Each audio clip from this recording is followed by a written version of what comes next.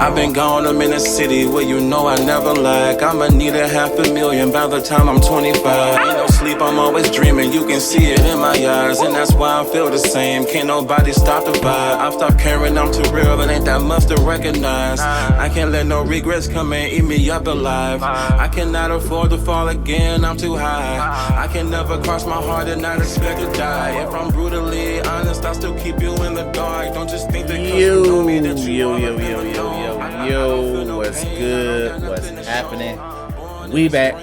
Brand new episode of Black Otakus of the Culture. Glad to be back. Got the whole squad minus one on here. Y'all go ahead and introduce yourselves. It's Trail South, man. Tired as hell. But I'm good. Man's been grinding. Yo, what up? This Cam. I'm gonna fix my anime bangs on my head because I recently got. I'm tired as hell too. I'm studying.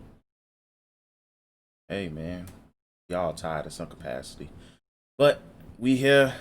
And all of that. DC won't be with us today. Family emergency, but things should be well with him though. But we gonna go ahead and do what we always do. But before we do that, pluggers. Make sure you cop some You Tweaking Media merch, G. Teespring.com, type in You Tweaking Media, and you will find our merch. Shout out to the people that have copped something the past week. I greatly appreciate y'all. Much love, much appreciation.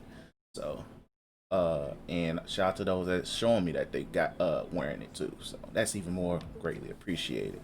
Also, make sure you follow us on whatever platform you listen to us on. If it's YouTube, seeing our gorgeous faces, no homo.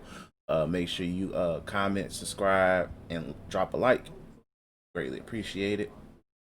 And also make sure if you're on SoundCloud, Spotify, and Apple Podcasts, and Google Podcasts, subscribe as well. If possible, comment and like. But let's go ahead and get into the episode. We're going to do things a little bit differently because we got a crap ton of shit to talk about. So we're not going to do reading, watching, and playing like we normally do, because some of the stuff it's just gonna get directly into, we're gonna talk about, but Too many things. Yeah, there's just too many goddamn things. But pick one thing that you watch that isn't on the topic list, or play that's not on the topic list, or read that's not on the topic list that had a great impact on you. But for me, it's more on the watching side. I started watching an anime called Future Diary because You late as fuck, my nigga. yeah, I'm very fucking late. But somebody recommended it to me though, and I was like, okay, I'll check it out. I did. You did, but also somebody else recommended it to me. So you did, Cam, but you did, but it was also somebody else, and hey, I apologize.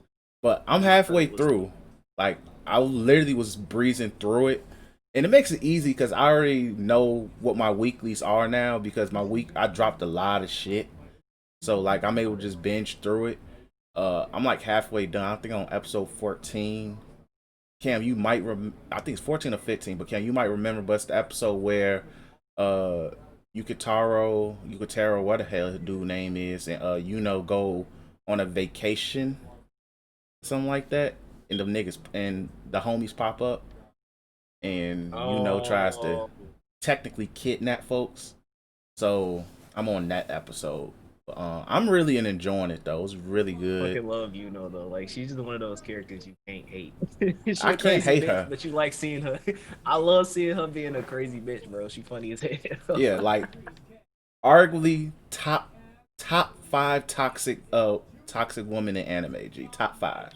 She put Makima to shame, bro. Sorry, yeah, G. She do, especially after what happened to Makima. But I'm enjoying it. It's a real one, regardless how you feel. All I'm gonna say is that nigga Yuki better appreciate her a little bit more, because like, my nigga, she's down for you, my nigga. There, she's down for you. Even though she's a bit crazy, but crazy is good, G. Nothing wrong with a little crazy, but I'm really enjoying it. I like the little psychological aspects. I also like the journey in itself and how they break down the powers of the diaries. It's funny you seeing how they use flip phones. That's just how gypped though too. You said what? Some of them got gypped. That Anime too. Diaries is ass. A lot of the diaries are bogus as hell. I'm like, you was going to lose from jump. It's really good. I highly recommend it. It's a smooth 24 episodes, I believe. Yeah, Might, but you definitely watch the OVA afterwards. yeah, I heard the It, OVAs are really good too, so I'm gonna it's check one the of those OVAs OVAs out. that it's not like a one-off thing where they go to the beach. It's like a sequel to the actual show. Hey, Chris, my nigga, you ain't got no I'm part of the podcast discount. Like, what the fuck? What you mean? That shit was $52. For what? My hoodie. But Oh, gee, you should have said something. I could have, but It's all good. anyway, thanks for putting the whole bread in. But anyway, but yeah, so shout out to Future Diary. Been watching that, plus the weeklies and all the regular stuff. We'll talk about Cyberpunk later, and I think Cam's gonna go over Chainsaw Man if I take a guess. But Oh Jay yeah, Freeze that can shit go really ahead. did end, didn't it? didn't It didn't end. technically. It didn't end. But for me, I didn't really watch anything. I've been a little busy. Unfortunately, I hate being busy. Other than playing Cyberpunk, I probably y'all could do this. Terraria. I downloaded on my computer that Cam gave me. I was like, this computer can hold a fucking 8-bit game, can it? So I downloaded it. I don't know how to play. What's this? AWSD or having them niggas who play on PC play it. That shit is hard. That shit is hard, especially when it's like, AWSD is to move, space bars to jump, I is your inventory, one in the hotkeys, 1, 2, 3, 4, 5, and 6 is your like how you get the stuff fast. I'm gonna get my ass kicked by slimes, bro. I That's like definitely level say one. it takes some getting used to because like when I was playing Stardew on PC, at first I was using the controller, but I found it much more comfortable to use a AWSD mouse. But it takes some use. But at first, like, cause you come from console, bro, you a console player. Oh, folks, I need to go back to the cranial, folks. It do has the controller part, but I do want to get used to doing AWSD. One, it could help out with like typing skills if you get used to shit like this. And typing skills is very important. So I want to get used to stuff like that. But it's been very good. I like to say this to the start. I'm about to say Stardew. To Stardew Valley developers too, but particularly the developer, because there's only one nigga for Stardew Valley. But for the Terraria developers that stopped supporting the game, like, can y'all support console a tad bit? Because the PC version leagues, it's like the PC version is LeBron James, and the PlayStation version is Daytrail Bogan, and I'm in the 1-on-1 first to 25. First for one. Put that nigga It ain't ass in the happening. dirt. Okay. The versions are severely behind. They got little graphics on the map and shit. When the spawn of stars come down there, some glitter. It's nice, man. It's nice over here on the PC side. I sound like one of them niggas that's annoying on Twitter. The master race, okay? But luckily I'm not turning full incel because this is the only game I got.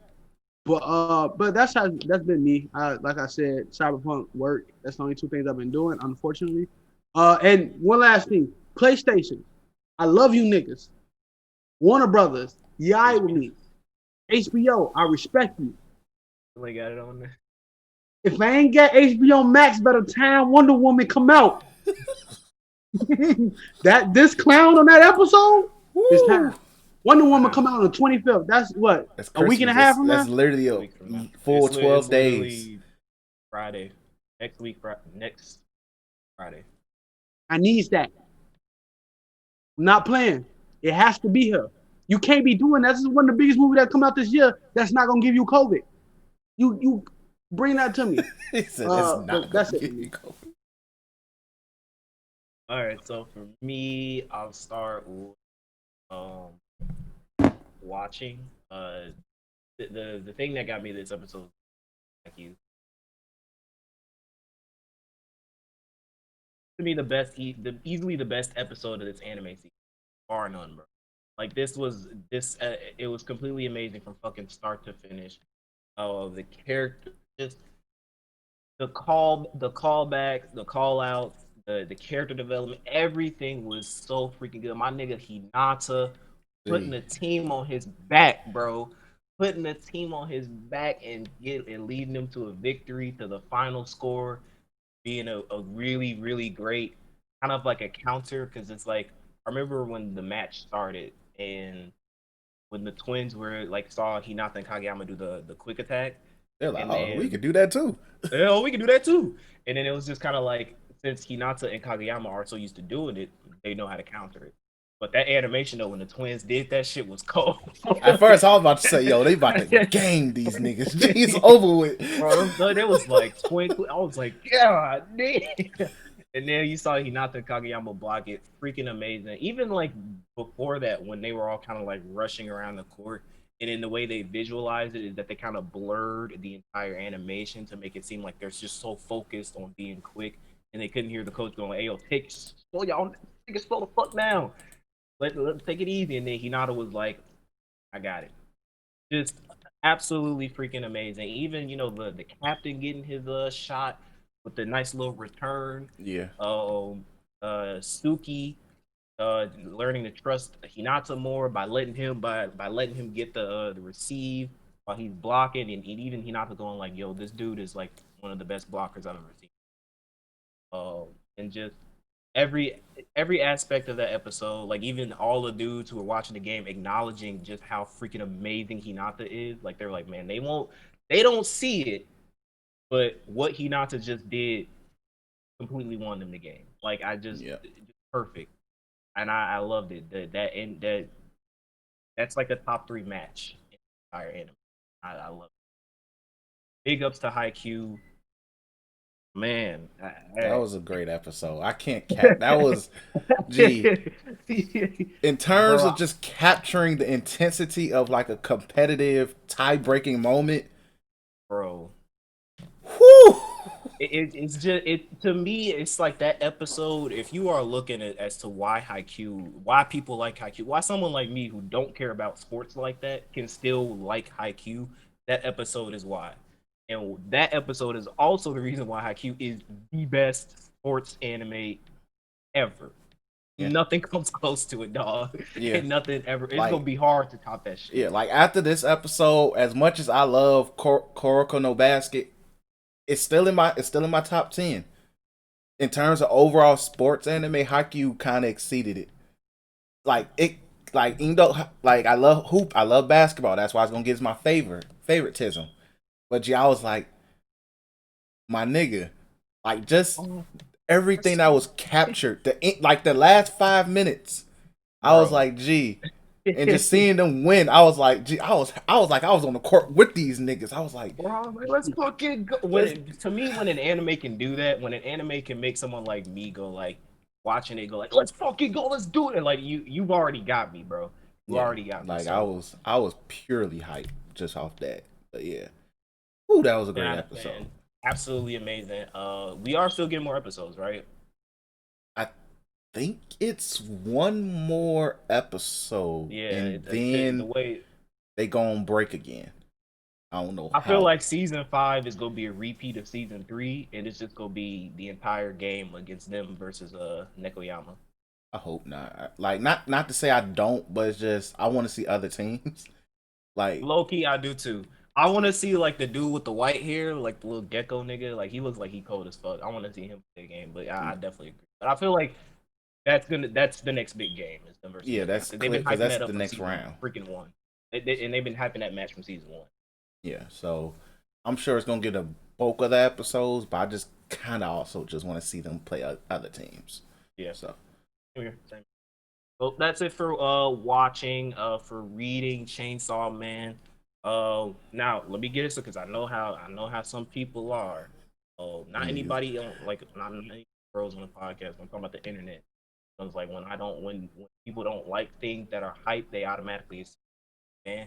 Listen, I like Chainsaw Man. I'm still going to continue to indulge in Chainsaw. It was great. Or I still like it. As far as like dark psychological kind of comedy shit, like I like it because like I'm not gonna get into Berserk, just not my cup of tea. But I'll indulge in Chainsaw. Um, but I was a bit disappointed with the ending. I felt like because of the part one, part two stuff, to me, it felt like that final confrontation with Makima was a bit rushed. I don't know if I'm the only one, but the way he kind of killed her was kind of like, huh? Because at first, when I was reading the chapter Make no sense. and then he did it, and then it ended, and then it went to the next chapter, and he was talking about how he did it. It's like, oh wait, he killed her, and then I saw like the little reincarnation girl, and I was like, that's it. Especially the chapter before that when Makima was straight dogging this nigga, dog. So it was just like, and then they kind of had the little BS explanation about, oh, the scent and all this other stuff. He never saw her as Denji. She saw her as Chainsaw Man, so that's how Denji was able to do it. I guess, whatever. I'd take it, but like, I feel as though like they could have gave me some nuggets as far as like what he's going to do next, because like them ending on like, oh, he went back to high school, and that little sequence, like, yeah, you should give Mini Makima lots of love. I I was don't know how I feel like, about that, uh, especially considering the fact that Denji has admitted that he like is sexually attracted to and loves Makima. Like now she's a child. this Not pedo lolly so. vibes, man. Yeah, I'm good on We that, bro. good. I'm definitely good on that. So I'm gonna be looking out for that on the next in part two, bro. So it better be like a father daughter situation, and not no. Or Oh, brother she 18. sister. Oh, she 18. Oh, okay. It's time to nah. So that, and then I feel like he could have been like the dude should have been like man, like it should have been like this, right? This is how the final panel should have been. So, Benji, what are your next steps? I'm gonna get mine. End the chapter. Even though And then that would have fit, the funny, just know how silly Dingy is, it would have yeah, fit. So it and would then have fit. it could have been like, I'm gonna get Makima back, and then I'm gonna get power back too, right? Boom. That's it. Like, because they were saying, because he was saying like he needs to power was saying come get me in hell or something like that and rescue me. So just drop us nuggets of what he's gonna do next. Just ending it like, oh, I'm back in high school. I'm like, oh fuck. I was like, nigga was in high school? Shit. I don't. Who cares, dog? Like it just ended. It ended bad. It didn't end really bad, but it was just like a meh. Like nothing really was resolved. And then the whole part one, part two. I don't. To me, that argument is moot. I never cared about that. It's kind of like y'all remember back in the day, like when the young adult novels was popping. We got like Harry Potter and the Deathly Hallows Part Oh, yeah. One, Part Two, Twilight Part One, Part Two, Hunger Games Part One, Part Two, all that shit, and then it was like, oh, don't worry, guys, your questions haven't been answered. Just wait till Part Two. Everything will be solved by then. But if the That stuff shit that barely you gets solved too. right, but if the stuff that if the foundation that you've implemented is rocky at best, like what do I care about to look forward to part two? You've barely established anything about Chainsaw. The power shit, I don't know. The Makima confrontation was weak as hell, and the way he defeated her was like a moderate situation. You made her too powerful. Oh, she got pregnant by the life tree. Let's move on. And it's just like it just to me just too much rush. It just felt too rushed, and to me that ending was unsatisfied. Overall, I think it's like I'm not even gonna bother with the rating because I just don't care about it. That's how much the ending meant to me. So it is what it is. When part two comes out, we'll see. But yeah, kind of dropped the ball on that. But on to playing. So shout out to the Game Awards. We'll talk about that later. But I was interested to see because Hades was something that we've been talking about on the podcast, and they said that all the games that were presented Game Award show was on sale. So I ended up copying Hades on the Switch. And I played, like 2 hours of the game so far, and I definitely see why that game won Game of the Year. It is like I'm trying to kind of formulate it because it's so much. It's especially for an indie game, and that's not no slight to indie games, but there's a lot of depth and creativity to the game. So starting off with story, so essentially it's basically Zagreus, which is like the son of Hades. basically wants to escape the underworld because he hates it there for some reason. And so you have to kind of navigate through all of the floors of the underworld, Olympus. And some of the gods of the Olympus have agreed to give you their blessings. Hey, I got to a part where they like were talking about who his mother was. Originally, he thought his mother was Nyx, but then they found out that mom is Fesperon. Shout out to Lord. So now I'm definitely interested to see like that kind of confrontation. Finds his mom, and that's kind of it for the story.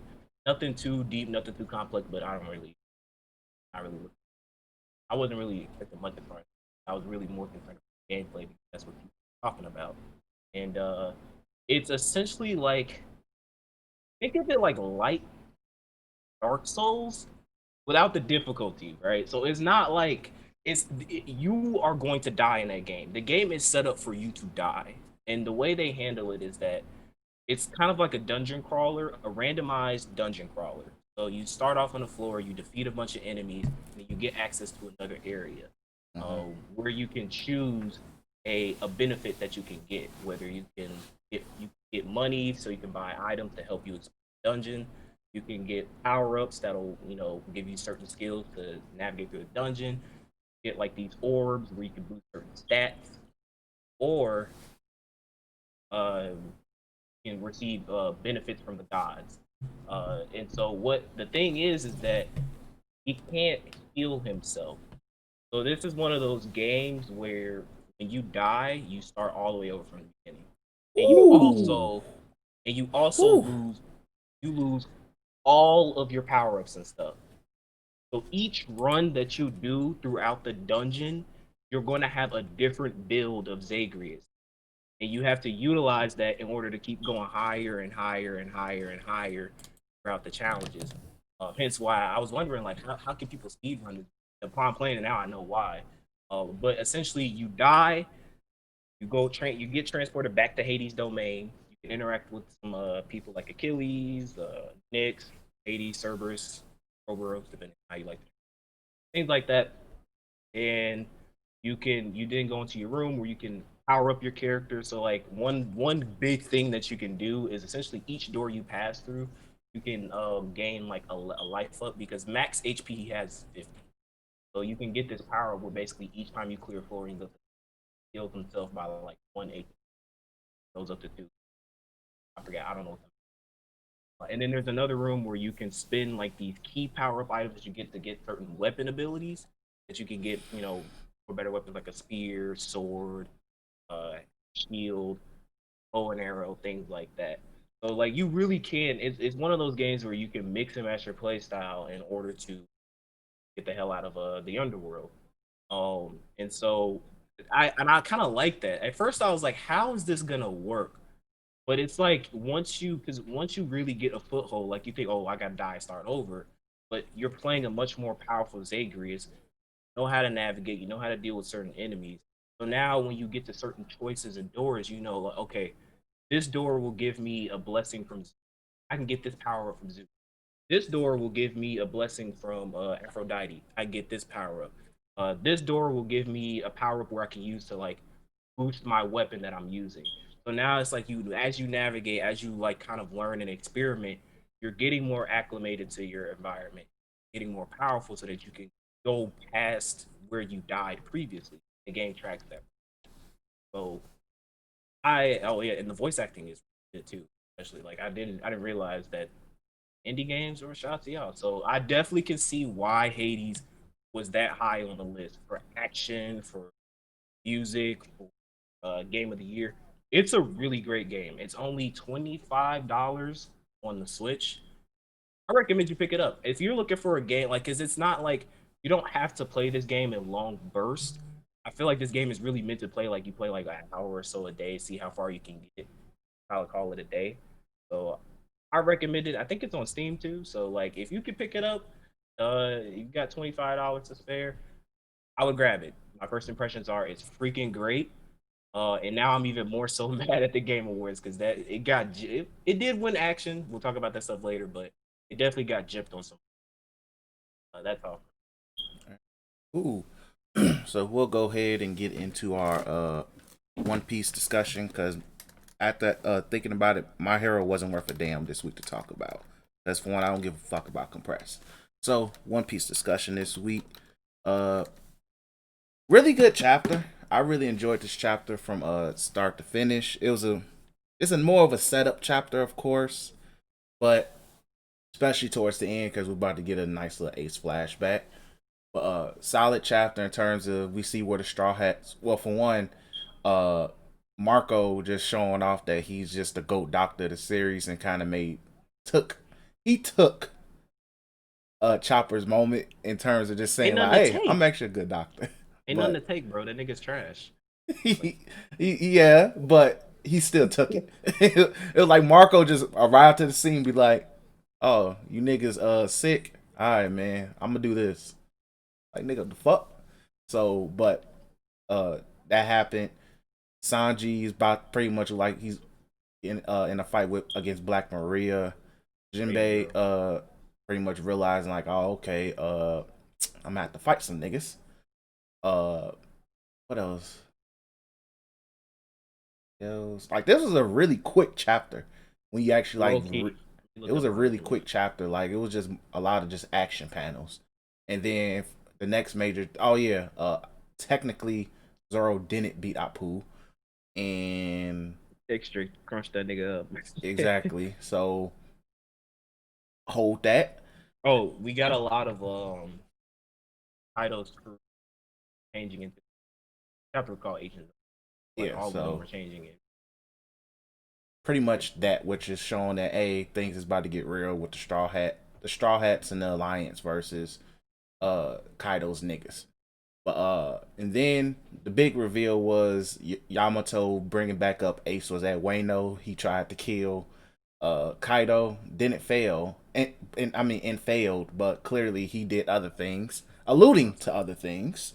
We'll talk about that shortly. But I genuinely did enjoy the chapter. Like I said, it was clearly a setup chapter. It's setting up for an Ace flashback, either the next chapter or the 1000th chapter. We'll see where it goes from there. But No, I feel like they found. I feel like if it is Ace, it'll probably be like a clash between. I think clash. Nigga go get fucked up, boy. Now I feel like it's go in. This is chapter 998, I right? believe I feel like the 998. next chapter is gonna be the full Ace flashback. Maybe in chapter 1000, like the first couple panels will be Ace, but like then the something big will happen when. Because I feel like that everything that we saw in this chapter was like saying like, okay, I'll stay behind. Luffy, you keep going to the top. Luffy's gonna reach the top. He's gonna. Red Scabbards are absolute dead, and Luffy will be like, I'm pissed. You're pissed, or I don't know. And he's gonna do Flash Blitz. That's gonna be the big. I feel like that's gonna be the big thing in chapter 1000. Pretty Either much. that or somebody in the Red Scabbard is gonna die, and Luffy's gonna see it. I think that's chapter 1000 as a whole is them niggas last stand. That only makes sense at this point. That's their last stand because honestly, I don't give a fuck about them niggas. They just there to make Love to Kaido death. look for Kaido to just flex a little bit. That's literally his training. But but yeah, it was a cool little chapter though. Decent little chapter. Anything else we really need to talk about in terms of this chapter? Oh yeah, I like the little funny moment that Jay and Luffy where Jimmy was like, "Oh, Sanji must have sensed a strong enemy, so he went to go fight him." And then Luffy's like, "Damn, I gotta practice up on my observation hockey." Yeah, I was I just he's like like, that. Little, damn man. this shit was kind of funny, bro. That was Oh, and shout out to Sanji being in a predicament. Like I said before, even with the spider shit, I still climb up. Like,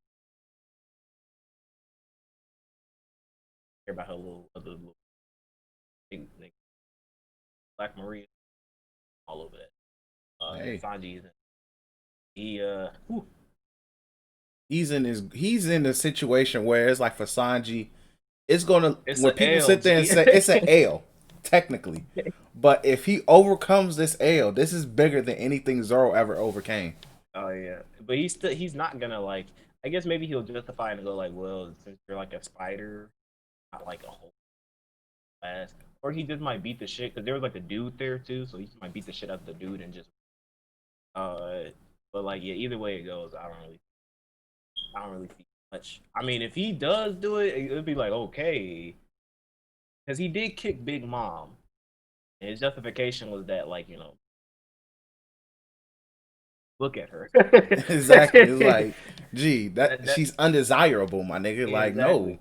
So if he could use that to justify hitting a woman, then I can see. Oh, you a spider bitch?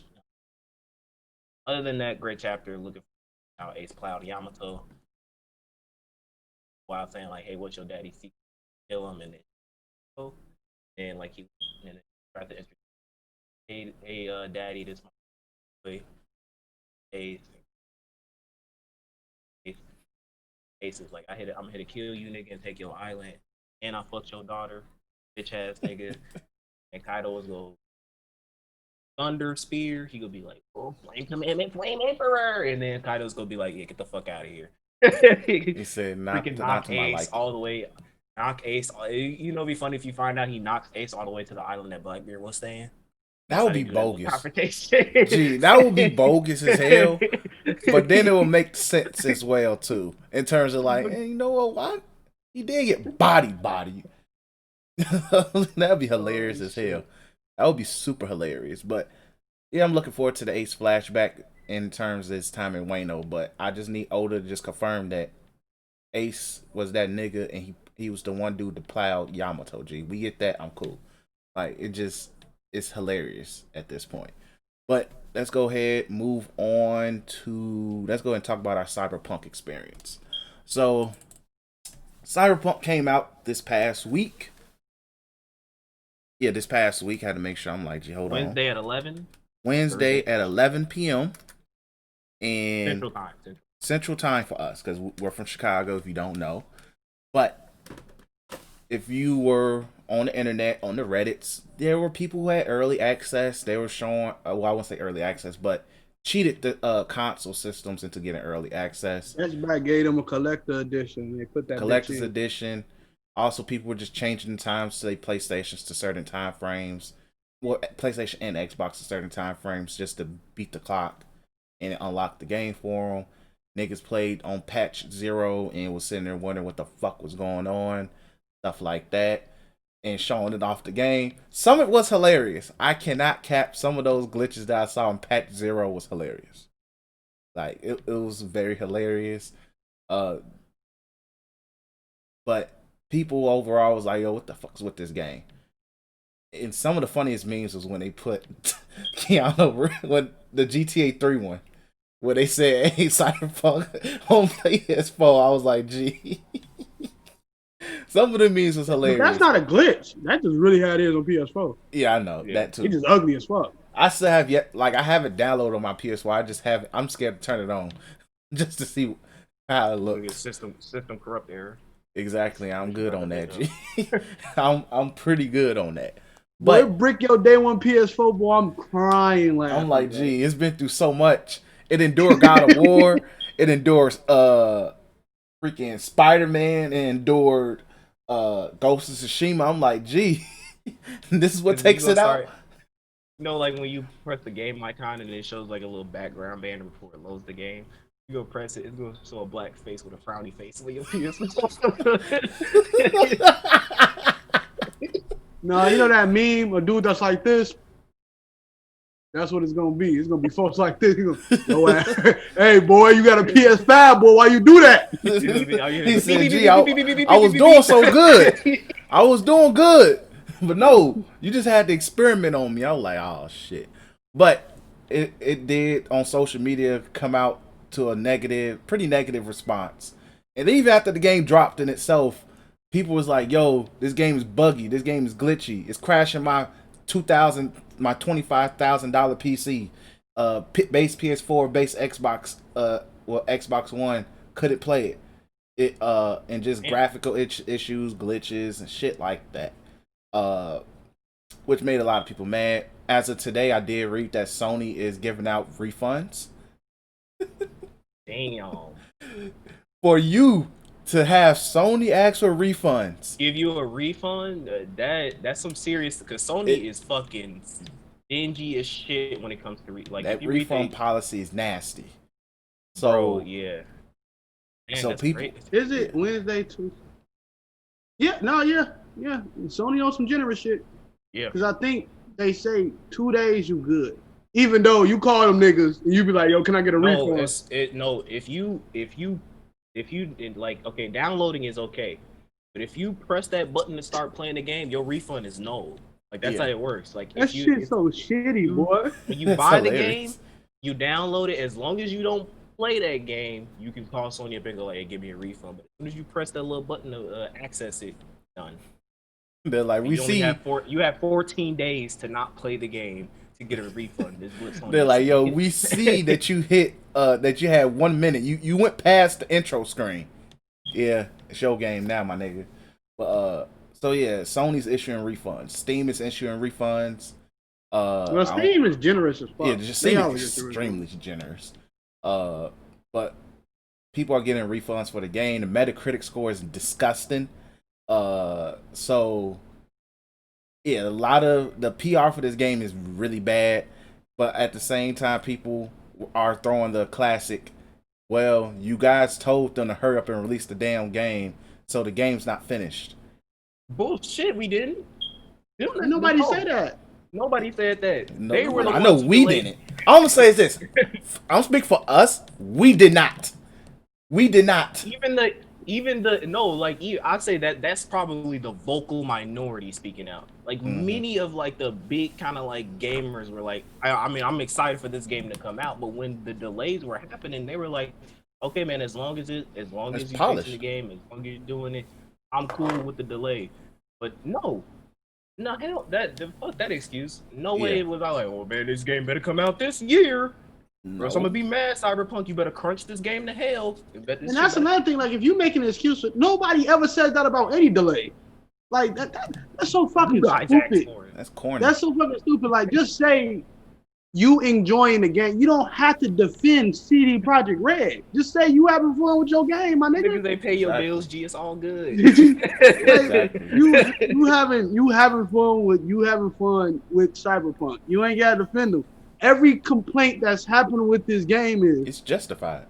Warranted. Yeah. It is warranted. It's really if you like the game, more power to you, dude. No, like we can't take that away. Like when we had the whole Pokemon Sword and Shield shenanigans, and people were like, yo, despite the fact that this dex is cut in half, I still like the game. Cool. You pay $60 for a product and you like it. Same thing with Cyberpunk. If you like this game, if you haven't encountered any bugs or glitches, perfect. But don't go up and say, if people have genuine complaints going like, hey, my game's not working right, I'm running through all these issues. Don't be like, that's you. No, it's us. No. It's us, my nigga. Come on. Like, I was talking to Benos, and I hope Benos didn't, because at the same time, it's fucking funny. Because it's fucking funny, right? Because Benos is going through fucking hell. All right, he's going through hell. He's playing the PS4 game. Yeah. He going through hell, okay? So, and I was talking to him. He was telling me, man, I kept it real. I'm like, bro, just get your refund. And then he asked me, and I'm like, I'm not. I'm Gucci. Like, I don't, like, I'm at Crash. I counted. I wanted to say the number for the podcast, but I'm at Crash 11. God damn. I only had I wanted to say the number. No, I only had one. I only had one crash, and I had one last night. I'm at so I'm at that point. I'm at Crash 11, but it was never a crash where I was like, man, fuck this game. It's just like, I'm telling you this right now. It's kind of like when you get your first fight over with, when you first get hit in the jaw, when you first get you straight. I played Fallout 4. Crashes ain't shit. You played No Man's Sky too, right? I played No Man's Sky. There was times when No Man's Sky, you will get to where the title say No Man's Sky and a loading screen will pop up saying this game cannot be. So we encountered the error with the game. If you know, you know. I know. One PlayStation, look real deep into the count when I say this. Just take the whole report shit off of there. Because you don't do shit. Uploaded a screenshot or a video of your incident in real world. Shit ain't happening. I'm pretty sure CD Projekt Red know they shit crashed before. But like I was telling Beanos, and I was like, I don't want to seem like I'm like being an asshole or anything, but I don't have the bugs you have it. And he was like, yeah, people on the PS4 so they say having them bugs. I was like, I don't have the bugs you have it. Like, and it is not like an asshole thing. It's just like the You haven't game. encountered them. Huh? You haven't encountered them. No, I'm faster than him in that game. And like, he having like the game in a nutshell is not optimized for that last gen system, which is a huge red flag. Really just put it out. Fucked up in itself. And to me, that's the biggest That is the biggest problem with that game. Is the fact that this, because on PlayStation 5, they say this is the PS4 version. And if your version isn't working on the intended console, to me, my biggest thing out of all of this, like my biggest concern is, because we said the PS5 is supposed to, the PS5 version is supposed to come out like March, right? Yeah. March or May, one of them months. This game should have been delayed to May. Perfect. That is the perfect answer to that. And that's the thing, like, you might lose a couple pre-orders, but if your game come out perfect, you getting them pre-orders back. Exactly. Because motherfuckers ain't gonna want to miss out. Yep. So you will be like, oh man, it's coming out in May. I'm gonna take my pre-order away. Fuck CD Projekt Red. You see niggas having fun in their futuristic landscape. Well, I'm gonna go ahead and play it. CD Projekt Red. Yeah, like so. They rushed it, and that's why I say, like, me, I'm enjoying it. Spoiler, I'm enjoying the fuck out the game, right?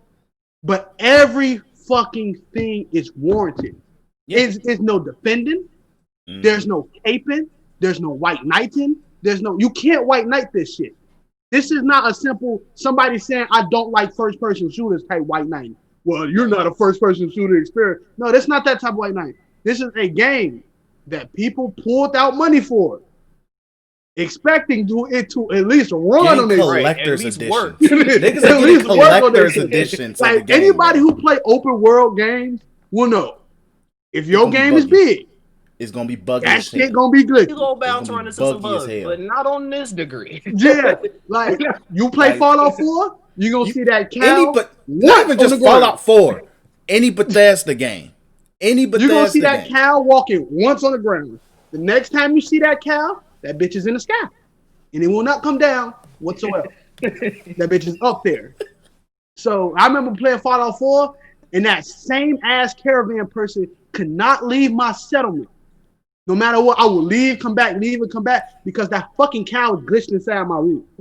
So every time I go into my settlement, and it was glitched, so it wasn't like a move every 10 minutes. It was a continuous fucking move, and I had to kill the cow. I like animals, especially passively. I felt like you ever watch New Jack City when he had to kill his best friend? He had to pistol in his face like, I gotta kill this cow, because it was a continuous fucking move. So like you run into glitches, but this it's like is motherfuckers. You niggas glad they better be glad. CD Projekt Red better be glad PS4s ain't bricking. If that was bricking, it would have Anthem. Didn't Anthem almost kill Byron's PlayStation? No, yeah. He said he had to force, like he had to pull the plug out of it. Like the only time I ever had to do that with a PlayStation is the PlayStation Store, which is fucking weird. Yeah, but he had to pull the plug out of it. But like every slander that because people gotta realize, like, if you like the game core asset of it, like I like the game core asset, because I love RPGs and I love what they're doing with the game. Western RPGs, you gotta emphasize. Yeah, Western RPGs, I love what they're doing with the game. RPGs. So I enjoy what I'm playing, but that's different from the fucking rollout. Mm-hmm. That's two different things. Yep. That's not the same. What's happening is a very bad PR wise, but at the end of the day, they straight. Like they get to have slander because the money's still gonna be in their pocket. They still got advertisement. Cyberpunk did, they got slander on Twitter. Watch the UFC main event, UFC pay-per-view. Cyberpunk getting advertised throughout that whole bit. This is brought to you by Cyberpunk. This is brought to you by Cyberpunk. This ain't no, like, they still gonna get their bread. Keanu Reeves caping for the game, bro. Like, Keanu Reeves still, this nigga went to the Game Awards in a samurai t-shirt. Like, this shit still gonna get the moolah. So you don't have to, this is not a white woman. You ain't gotta shield her. It's not a white woman. You ain't gotta protect her. You ain't gotta come Captain Save-A-Ho. This is $1 million company It's a big who boy. makes a lot of, well, they don't make a lot of game, but they make a game that gives them a lot of money. You ain't got a cape. You ain't got to hold on. They dick is not inside you. You ain't got to clench your Yours might cheeks to slip keep out. it there. You are great. Like it is what it is. So literally, when you see somebody complaining about the money that they spent, let them complain. If I got a bogus hand job at a fucking Chinese place when I got a massage, I'm gonna complain. That shit was weak. No, you ain't get your meat plastered. I did. So I don't want to hear it. Some niggas out here down bad. They down bad with that Cyberpunk. Hey, you know what this reminds me of too? This is like when people say that like, oh, I don't experience these issues, nothing wrong with the game. It's like I apply the logic to like when we were talking about the PS5 and Xbox issues that we're experiencing. You can all relate that to like the empathy, right? Especially during times of COVID. I personally have not experienced or contracted COVID, so should my response be like, hey, I ain't got COVID? What y'all? I'm not wearing a mask. All right, man. What y'all? Just what 250,000 people almost died from. Come on, bro. That should take it to the chest. Come on, like that type of argument is null and void. If people are experiencing bad issues and they have concrete proof proving that these issues are valid and complaint is warranted, it's your job to empathize with the situation and go like, yeah, this fucked up. Let's speak out against it. Let's get some patches. Let's get some rollout changes. Or shut the fuck up. That's better than even helping people. Just shut the fuck up and bad your bit. Close to, I'm gonna tell you about my clown because I had to put a woman in my place in the job the other day, and now she's scared to serve. But shut the fuck up. Like, just my brother said it. He's gonna get a T-shirt. It's gonna be in every language in the world. It's gonna be plastered on the back that says, "Man, your fucking business." Oh my god! If he fires that shirt, tell him to send that shit to me immediately, bro, so I can get that. Hey man, matter of fact, I might just Man, make it your on fucking Teespring, business. G. I might make that shirt, G. That might be one of the next shirts, G. I'll get C back the profit directly. That is a fucking vibe, bro. Man, your fucking business. But should we talk about our experiences other than the world? Yeah, I think that's easy. I'll go first because I haven't been playing it. Well, Chris, have you been playing it? No, you bet. I've been playing it. Yeah, I've been playing. Like I'm still in Act 1, but I'm still in Act 1. Like I would definitely go last because I'm like super in like beginning Act 1. So before I preface this, like Daytre was saying, because I'm already know some niggas go White Knight. I don't hate this game. I don't think it's a bad game. I don't think it's a great game either. I just put it like that. But I'll start with the biggest thing, which I was looking forward to, which was the customization option. Not for the fucking penis shit, you weirdo. Oh, and I'll also say this before we even. Now we were talking last week. I don't know if this was last week, a couple weeks ago, podcast. We were talking about why people of the LGBTQ community, specifically the trans, were kind of feeling like the game was kind of slighted as far as their customization options. And when I did it, I understood why it makes sense for those who are unaware. You only have like 2 voice changes, and depending on what you make, so if you choose the male voice, they'll be like, hey, you'll be referred to as he. Female voice referred to as she, her, all that stuff. So in that aspect, I can understand because my thing is, and this is a big thing that I have game is that it's like they go 50% for everything. It's like if you're gonna have a customization option where it's all inclusive, you can have a dude with a vagina, a chick with a dick, all that other stuff. You can choose those things. Why not have an option where you can choose your gender? Like go all the way with it. just don't stop halfway there. And multiple voices. Because V sucks. V, yeah. I don't know about that female, but that nigga voice sucks ass. Female's all right. That nigga voice. But I did hear if that voice actor listening to this, hey bro. Yo, yeah, that's yeah. I mean, you got freaking Bandai Namco who can give freaking they little generic ass anime custom created multiple voice actors. You ain't got no excuse. So, And then, like the customization options, like Chris was saying on our Twitter page, is kind of weak. Like especially for you to kind of hype it up, like, oh man, you really can't make this character. Oh man, looks like you. Like, not really.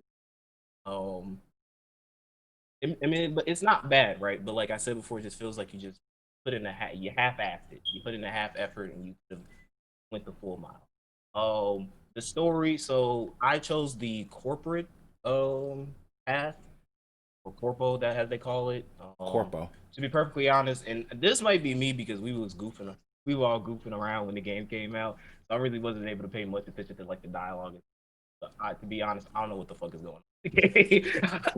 I don't know, G.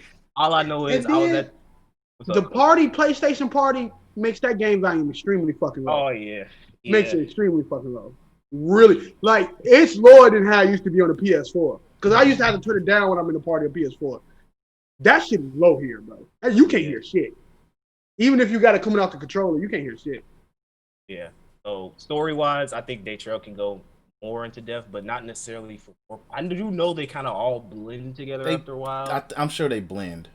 Yeah, but as far as like if you're wanting to hear about the corporate part, I genuinely can't tell you anything about that. All I know is I started off in a bathroom. I was throwing up. They told me to meet with this dude. This dude gave me this drive, and I went to some club and I gave it to freaking Jackie.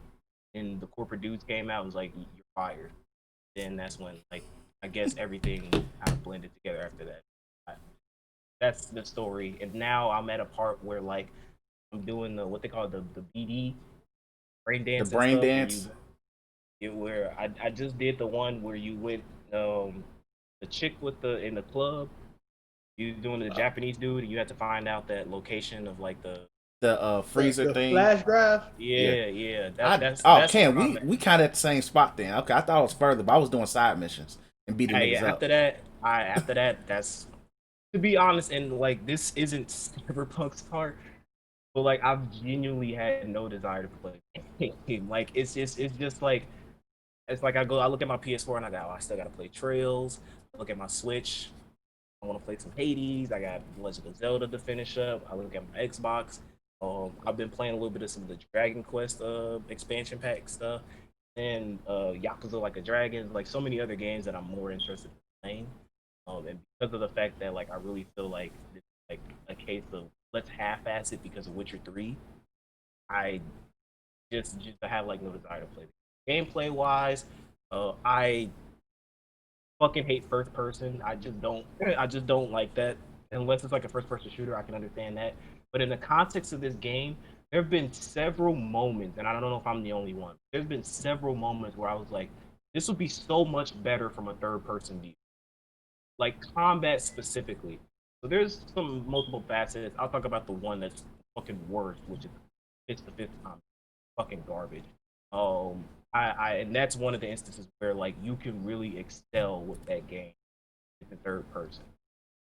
Especially like I don't know if we all did the side quest where you have to fight those twins, Yeah.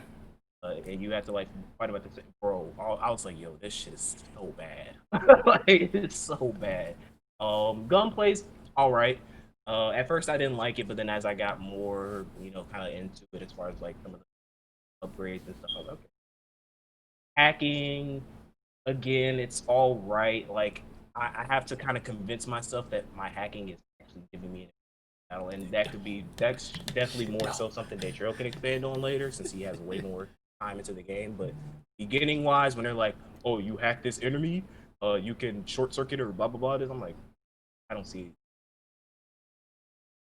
So that's really it for gameplay. Exploration, it's a huge fucking world. You get access you get access to a car. And at first, I thought we was gonna be driving in first person the whole time. And if that was the case, I would have gotten a refund. Because I'm not gonna do that shit. Hey, go Cowboy. I would have been walking all day, folks. I would have been walking. Bro, no fucking way. And again, another example of half-assed. I can explore the city in my car in third person, but not anywhere else. Like it's like, come on, CD Project Red, what's going on? But that the as far as like the interactions with other characters, they're all right. Like I like Jackie. Jackie pretty. Um, And then the chick that I met before I did the thing, she was okay as well. And this game has the freaking dreaded thing that I hate in all Western RPGs, which you got the yellow highlighted text that advances the story and like 5 separate lines of fucking dialogue about like, oh, what's this? How'd you do this? How'd you do And I'm this? curious. And me, I like going through all of them because I'm very curious. Me, that's my OCD kicking in, and that like I really want to find out like everything there is to do about a situation. So I'll click on it too. But like, especially again, you get to the first person view, my character is just standing still, where lines of dialogues and limited movement from the other person because it's so wide of a view. It's just it kind of makes some of the dialogue, even though it's excellent, sometimes excellently voice acted. Except for V. Except for V, like the female's all right. But the other characters are pretty cool. So I think I'm not gonna give it a rating at all. First impressions wise, do I recommend you get this game? To all my JRPG homies out there who you on my camp who like you see the Western RPGs, like let me see what this is about. No. These games aren't meant for us, bro. I'm just keeping it real. I'm gonna keep it a buck with you. And the thing is, well, I didn't love Witcher. I think Witcher was all right, and to this day, I never finished. Putting that out there, but I thought Witcher was a great game for what they gave, what I expect from a Western RPG. Even blew some things that I didn't really expect that Western RPG could do. The same can be said for Cyberpunk in some aspects. I ran into 2 hard crashes, and I ran into one bug. Me and Chris both ran into the bug Oh, on yeah, the the same same day, bug. where you interacted with this fucking doctor who fixed you up, and then afterwards you had the main quest saying go talk to the doctor, and you had a side quest saying pay your debt back. And the only way to fix that was to log in an autosave file so the game can register and go talk to Jackie. I'm like, what the? Come on, bro. Like, to me, I don't understand why you delayed this game, especially given the fact that you wanted to brag that you were crunching this game, and for it to release in the state that it's in tells me that that crunch was completely fucking unnecessary. And like I said before, this game should have been delayed. It should have been delayed. So I wouldn't recommend it for people who are curious about Western RPGs and like are like, oh, let me see what the hype is about. Don't get it. I'd say wait for it to go on sale, or at least wait until we get like that big fucking like patch release, or we get to the PS5 version. I'll wait until. Otherwise, Witcher fanboys already bought the game. CD Projekt fans already bought the game, so I can't really do much convincing. But that's it for me. Like I said before, this is not a bad game. I don't think it's terrible. I don't think it's like trash or anything like that. But I don't think it's this great, excellent 10 out of 10. Get this game right now. Oh yeah, it's awesome. For it to be a problem that the PS4 version is not able to be played on the PS4, and people are recommending that you get a PS5 to play a Or PS4 even a version PlayStation Pro. Like or they PlayStation Pro. To me, that just makes me a red flag for the PS5 version. Like, what are you gonna do when that shit comes out? And like, we're still running into the same issues and maybe even same bugs. And like, the PS5 already still has some base problems software problems that they still need to fix and iron and flesh out. So you combine that with some of the shit that I've been hearing about the PS4 version. I don't want to put my PS5 version on it. It bricks my system. Then we gonna have a fucking problem. We gonna have more than a problem. And we going to CD war. Project Red and them Sony boys gonna have to watch out for their headquarters. But that's it for me. So for me, like just quick first impression. Well, that was just, but like my first, I genuinely enjoyed the game, even though I'm not as far, but at story wise as Cam, I just do a lot of travel. I want to see the world, and just seeing niggas try to pull up on me and test my gangster. I'm just going to literally lay your ass out. So that's kind of why me and Kim kind of at the same point in the game. I would have been further, but that's when I encountered my first crash. But similar to how Cam mentioned it, like when they said this game was gonna have you're gonna be able to really make a really nice created character and stuff like that. When you, in depth, when I think of in depth created character, I don't care if it's first person or third person. I think of the wrestling games. If you ever play any WWE wrestling game since PS2, hell, even PS1, you can make a very ugly, hideous character if you really wanted to. Or you can really make a very funny looking character. Or you can make, if you could dang near remake yourself if you have the patience. But like, that's in depth, where you can literally adjust the width and vertical of your skull in type of in depth, or just in terms of eye colors, voices, stuff like that. The only thing that they had as an option to really just sit there and make bigger was your goddamn dick size, which is bogus as hell. Like, gee, what the hell? So you barely get to see it, by the way. And literally, neither one of us went to see that. And also, Cam, you didn't even mention it. Yeah, you couldn't even really make big titties. The titty sizes are it's like literally A cup to B cup, bro. Yeah. So, and you want to know what's crazy? And a little spoiler alert for that: there are women in this game with lots of different sizes.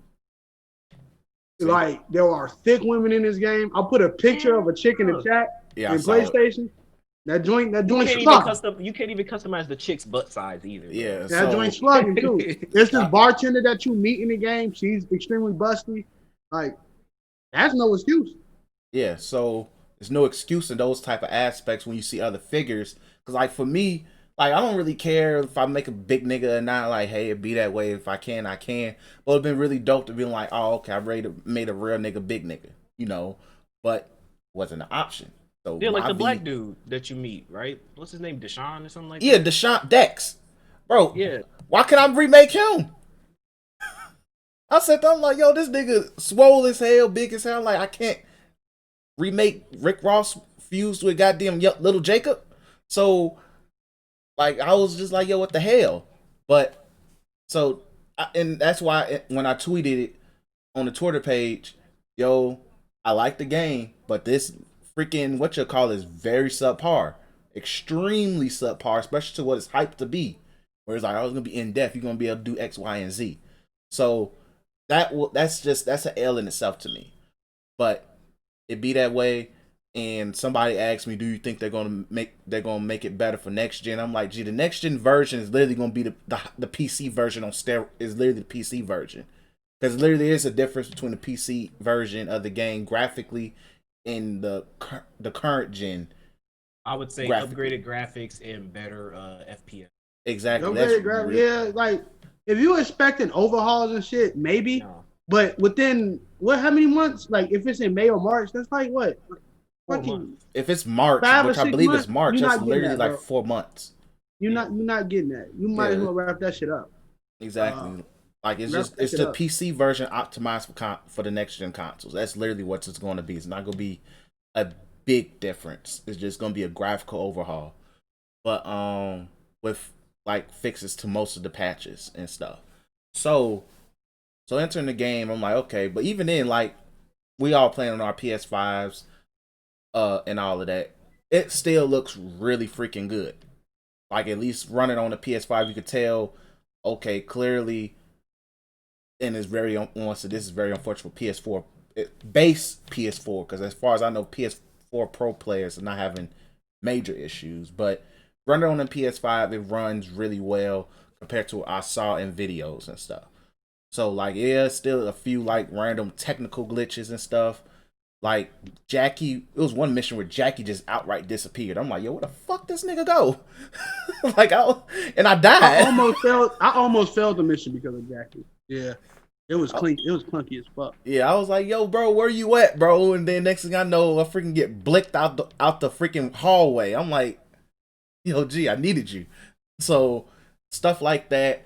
Mission glitching is like, I wouldn't sit there and say I expected it, but it's more along the lines of I hate that I had to experience it, especially in Act 1 where it's the tutorial as well. Yeah, because I was like, you want me to pay the debt off right now? Like, how am I supposed to do like I literally asked Daytron, I'm like, yo, did you pay the doctor? He like, hey, I ain't pay that nigga a dime. Nah, but that was cool because that was cool because you have to pick Cam, this is one of the few games with the dialogue matters. You have to have a certain dialogue in which you say, hey, woo, woo, we go way back. I know for the street kid, I told him, yo, we go way back. You know I'm good for it. He was like, all I think I right, you didn't good. tell dude that. I think I picked the other option, and I'm a street kid, so like he's still waiting for me to pay him. I'm like, my man's wants his bread, I even still gotta pay though him back. I have the money. It's like student loans. Hey, you might get it, you might not, bro. It's a side mission. I don't care. So, like, I need guns and shit, but overall, like I said, I really have like my main issues is just more turns to I really haven't had no texture pop in problems, nothing like when I'm driving. I haven't had a car land on top of me. I did call my car one time. It was after a mission, and my car literally came from the sky and it was floating.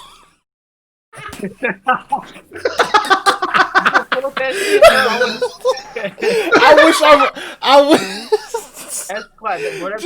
I wasn't thinking. I wasn't thinking, so I wasn't going to. I meant to save it. I meant to save it. Oh, my God. My car literally come like woo woo, then just it almost hit me. I was like, oh, should I get out the way? Have any of you experienced this drift issue? I had it a couple times where like I'll load into a like a cutscene or something, like after like a little cutscene, my character will like freaking tilt around like it do a 360. Yeah, it's not all controllers, but if you have a drift of your PS4 controller, you fuck. But I think they patched it out because it hasn't happened to me recently, and I don't know about the PS4. Well, it's not like I'm running around and my shit is it's literally. But yeah, like after it happened. Cutscene, just do it. It happened to me, but it didn't happen in the game. It happened when I was picking my character, and like my analog stick will keep moving somewhere else instead of me being able to pick SAS 3 or some shit, you know. So example, by the way. But yeah, that was a big glitch on that day. But yeah, it was just hilarious as hell. Just how it's cool as how I can summon my car at will. It was just how it just popped up, and I was just like, yo, I got a funny one when it comes to that too. But and then there was another time, like just the fact the car summon is dope, but the glitchiness.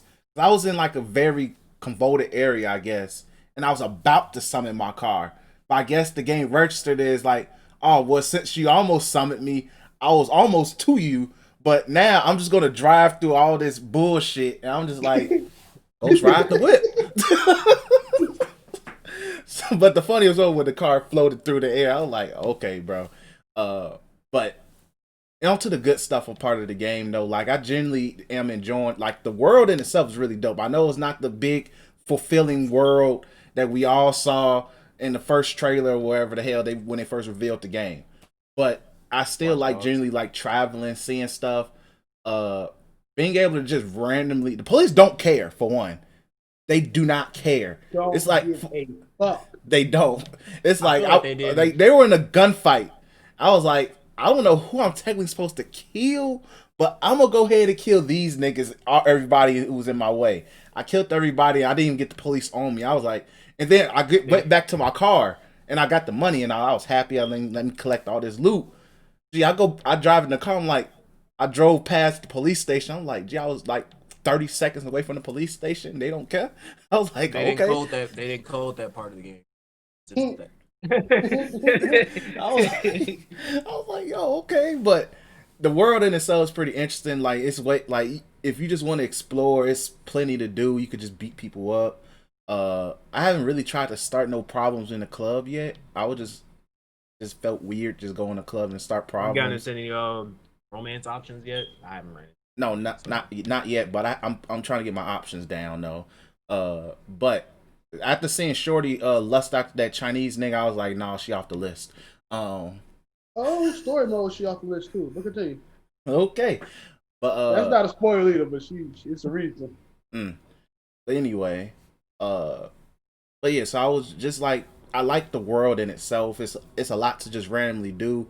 Now I know, Cam, you say you had problems fighting them twins. I whooped their ass. I don't know. It's not necessary. It's like they were easy to beat. It's just it's controls are garbage, dog. Yeah, it's really clunky. But I said it on the party when we was playing. I was like, well, I was the minority that liked Dishonored. So for me, I'm like, oh, this kind of reminds me of Dishonored a little bit. It's just more clunkier, a lot more clunkier.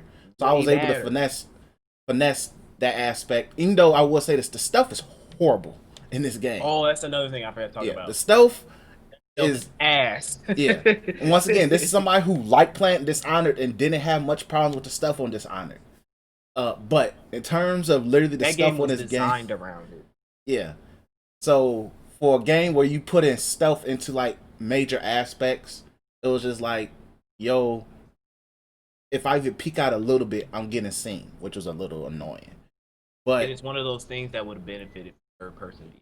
Yeah, once again, the third person view would benefited a lot more because now I'm sitting there trying to figure out how the hell do I get around these people and creatively while also trying to take advantage of the fact that I got this tech, let me use it. So like when you're in the that food mart place and at the end it's like right before the exit, it's like a room with 3 or 4 dudes in there and that's you had to get around them stealthily, I guess. I was in that room for like 20 minutes trying to figure out how to attract them to be in positions where I could kill them without trying to be seen. Because it's like the moment you stand up, they own your ass. And that means standing up including trying to choke somebody out or kill them and all that. Then you got to hide the body. So you got to do all of that fast as hell for somebody to see you. So that was kind of a struggle. But once you kind of get a feel for it, it's a little bit better. Like that helped me out a lot. But it's clunky as hell. The shooting, I actually like the shooting. It's just RPG as hell because when I shoot somebody in the head, I expect them to die right away, almost. And 200 damage. I'm like, gee, I shot this dude right square in the head. But when I had the sniper rifle, I shot somebody in the head, they actually died. Oh, this is something I actually do like, though. And it's just during missions or just when you're walking around with the cybernetic stuff, you can see who the person is. And you can see their crimes and stuff and see if they're actually worth a damn to kill.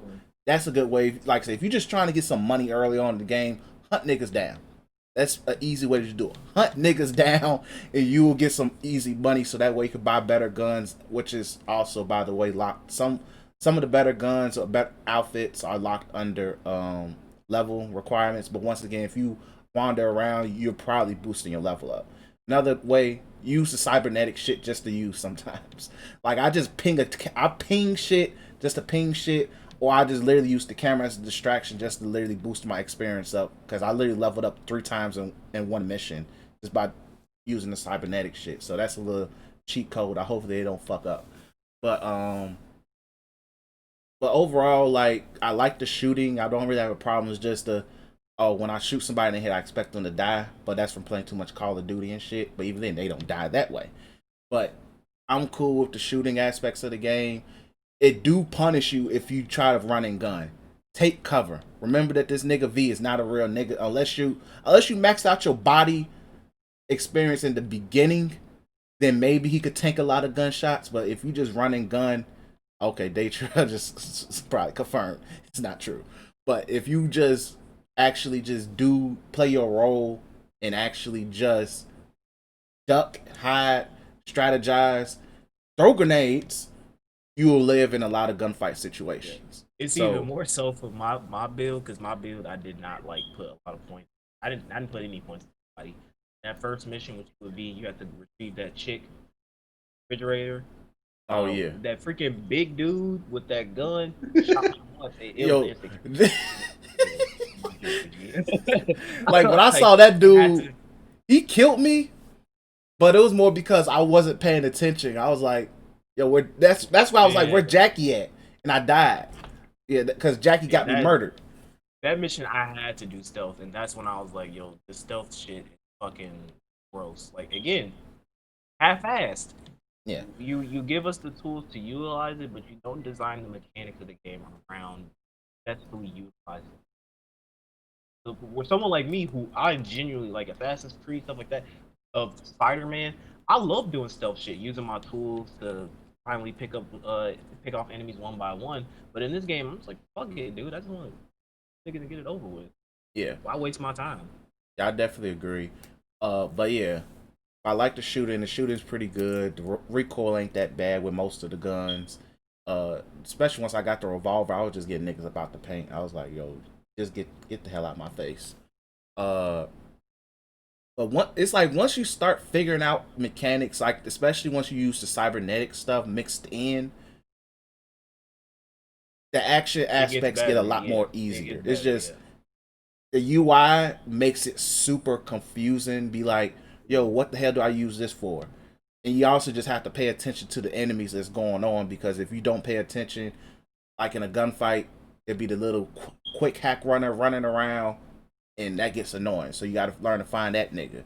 But part of that also comes in just paying attention to the perks that you level up early on as well helps a lot. So it's like I said, in terms of like probably leveling up, experiencing, and getting your power ups. That's very in depth. RPG element of the game. The RPG elements. There we go. That's very in depth. I like that stuff. It's just in the very beginning, it feels like a lot. It can come out very taxing. So for me, it was just like, yo, what the hell? But like once I actually played the game, wasn't in a party, and just focused on the game, I'm like, okay, I can actually. It makes sense now what to do, how to get out of certain situations and stuff. But yeah, like I genuinely I like the game. Like I may not put a lot of story hours into the game, but just exploring, figuring stuff out, I like it. There is some potential in the parkour elements as well, which I kind of like as well, because I was able to figure nothing out how to get on top of a building. I was like, fucking, let me just climb, and I was able to climb, which is fun. This game has a parkour. It's there. It's there. Slight. It's like, not there's like skills. There's skills in the skill tree that, say for instance, I think you want like more the athletic side. You get the skill in which you can like jump like really fucking far in the air. And there's certain things in this game that you got to get that's like up fucking buildings and shit like that. So did I get that skill? Fuck no. But it's up there. But yeah, so I like those little aspects because it makes the traveling, just looking at the world, a lot more fun for me. Like if you're the traveler, the adventure type like me, sometimes you appreciate stuff like that. But like I said, I ain't gonna put a rating on the game. I like it. Do I recommend the $60? Yeah, so would you recommend it? Yeah. If I would put, is it a $60 game currently as constructed, as in of December 13th, 2020, 9:30? No, unless you genuinely just was super hyped for this game and you just feel like you need to play a CD Projekt Red game. You was hyped for this game and you just don't care. You know the patches is going to make it better. Go ahead and drop your 60. If you're like a casual person who is like, I know the hype is there, you wishy-washy about it, wait till it drops to $40 or until you hear big patch roll. Yeah, big patch rollout, and most of the community is more satisfied. Because right now, if you're a PS5 owner, I would say wait. That too, yeah. Unless you just can't wait. But if you can wait to the PS5 version, wait to the PS5 version. You own a next-gen console. So those are my thoughts on the game. Like I said, I like it. Not the greatest game, but I genuinely like it. It's something I know I will come back off and on to regardless. So I'm gonna try to go fast because I don't want the podcast to drag on. I will say this. So I was thinking to myself today. I'm like, I know I'm gonna come on this podcast. There's gonna be some slander. What I'm gonna slander? Because I'm not that. Well, I'd say start with the good. I'm not. Y'all said everything, you out the champ. So I'm not really. But you have more experience, like in the story and game. Yeah, I'm gonna because I gotta mix it together. But I'm trying to open up with saying this. I was like, hey, Troy, what you gonna slander? And I always like to put jokes in between things to always take stuff not seriously. I really take video games seriously, unless I'm whooping somebody's ass in 2K, which happens often. But I was like, what was your expectations going into this game, Troy? And were they met? And I thought to myself, did I have any expectations? Kinda. Creativity, was that met? Fuck no. if I was to create a woman, I would have made her look like Pinky. Didn't happen. So like, was that was crust? But everything else, oh, because I didn't expect shit. Actually, a working game. I expected that. That should that should have happened. Besides those two things, so I'm not on the game right now because like from what y'all experience, it confirms that shit. If you miss one fucking sentence, you kind of fucked. You kind of fucked. So, but I would love to go on to show y'all the time, but I'm pretty far. Not far. How many hours do you have in the game? That's what I'm trying to see. Like an hour. I think Chris probably is like 2 hours. I'm probably like here with like story wise. I'm like 2, but I'm actually like 4 because I did a lot of just fucking around. So I'm probably with like triple jaw because I played it as much as I can, and I was trying not to play it till my off day, right? I wasn't trying to play a lot of it till Tuesday. But cuz came in my room and was like, let me check it out. I was like, all right, you go ahead and check it out with my cuz guy. You know what I'm saying? So I actually would like, I can compare the PS4 and the PS5 version, not from friends word of mouth, but my cousin who literally lives next door to me. And look at his version. PS4? Huh? You got it on the PS4? Yeah, because I bought it, you know, so. I see it. There's a big frame problem, right? A huge ass frame problem. It's not like that one game we saw in the Game Awards, spoiler alert, that I'm hyped for, but the fucking frames was literally like this. That PowerPoint presentation. Yeah, it's not like that. But it's some frame problems. Sometimes the textures do pop in on them, and it looked like Benos had described it better. Cause he saw the screenshot I put in. He was like, man, that looks good. It looked like somebody took your game and smudged it on mine. Like, it took the game.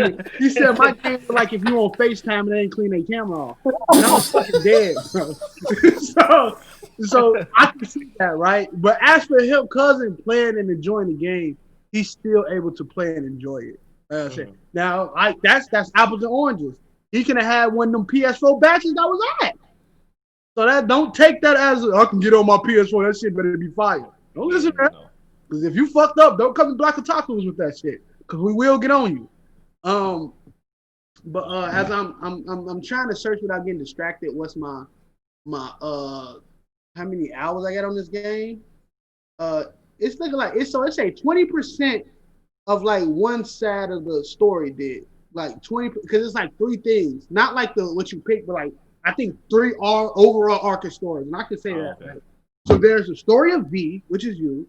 There's the outside story, which like that with the cybernetics, the corporate stuff, all that stuff is. There's a big outside story which deals with like these Japanese dudes and his son. And there's that which I saw in it. That's one part story. That fucking that fucking mechanical dude is scary as shit. Okay, there's a mission that you play with fucking Keanu Reeves where he was in like fucking base form and he was knocking shit, B. That mechanical dude that walked out the elevator. That had a rocket launcher on his back. He's like, oh, you look like you're a fuckable thing. Yeah, I'm like, yo, this nigga horny as hell. That nigga, bro, he put the fear of God in niggas. Anytime somebody speak his name, they like, he put the fear of God in niggas. But he's scary as shit. But like, that's that side. And then there's Keanu Reeves side, right? And the way they intertwine Keanu Reeves in this fucking game is so fucking cool. Because to me, I want to play the game. To me, I thought Keanu Reeves was going to be a person that gives me quests. He kind of is. But he is you. You are him. What happened to be, I don't want to completely spoil it, not just for you niggas, but also for the people that's listening. Because I know Extra listens to our podcast, and he's going to get a PS5 and probably get the game, so I don't want to completely spoil it. But the way he introduced in the story, one, he's an asshole, but he's a lovable asshole. It is so fucking good. Keanu Reeves. Yeah, it's so fucking good. Because he is, slightly spoiled. Something happened and your brain got mixed with his. Cybernetic shit, I don't know the math, but it happened, right? So there was a time, and Keanu Reeves is old as fuck. He's a grandpa. So this happened in the past of how you got all the shit that y'all was stealing. That chip, that's Keanu Reeves. Okay. That chip that y'all was stealing, that's Keanu Reeves. So when you put it inside of you, you got Keanu Reeves all up inside of that ass, right? This is pretty much what a lot of the internet would like to happen. Exactly. And it was a nice moment when you finally found out Keanu Reeves is within you and you trying to fight with Keanu Reeves. Like, hey, man, smoke this fucking cigarette. He was like, oh, smoke this cigarette, man. And then you get to decide if you take a puff or not. I did because I fuck with Keanu. I'm gonna hit this cig real quick. You play as Keanu in the past. He has this raw ass pistol. This pistol, once you do the melee, it sprays fire on niggas. When you shoot them, it knocks limbs off. Raw ass pistol, bro. Is there an option to like kill off V and permanently play as Keanu? I wish there was. I was praying like I did something wrong when I was playing as Keanu. Like I fucked up the story, and now I gotta play Keanu Reeves and complete the story because I got B killed. But unfortunately, that was not the case. What this story is reminds me a lot of Witcher, and this goes on to like the way CD Projekt Red story tells. It does a lot of fucking foreplay, and I hate in this podcast. I relate a lot of shit to sex. And that's because I'm a deprived human being at the moment. But there's a lot of foreplay, right? But once you get inside, it's some good shit. All right. So Bush in there. Good. It's some good. It's very broad. It's a very broad story with a lot of stuff you can do. The open world management, it can get over fucking whelming, right? I think the UI is a little bit too clunky. Yeah. Very. Especially when it comes to like, I didn't even know there was a fucking crafting thing. I'm gonna get to that when I get the chance. I haven't even crafted yet. How to fucking craft. But like when it comes to your character, I think hour 3 is when I found out that when you go to like reflexes, that not only you fuck with your assault side, but you got your handguns, you got your blades. Oh, yeah. You got like I didn't know that at first. So I'm messing with my body. I'm like, all right, good. I'm making sure my dude can tank. And then I look, Annihilation.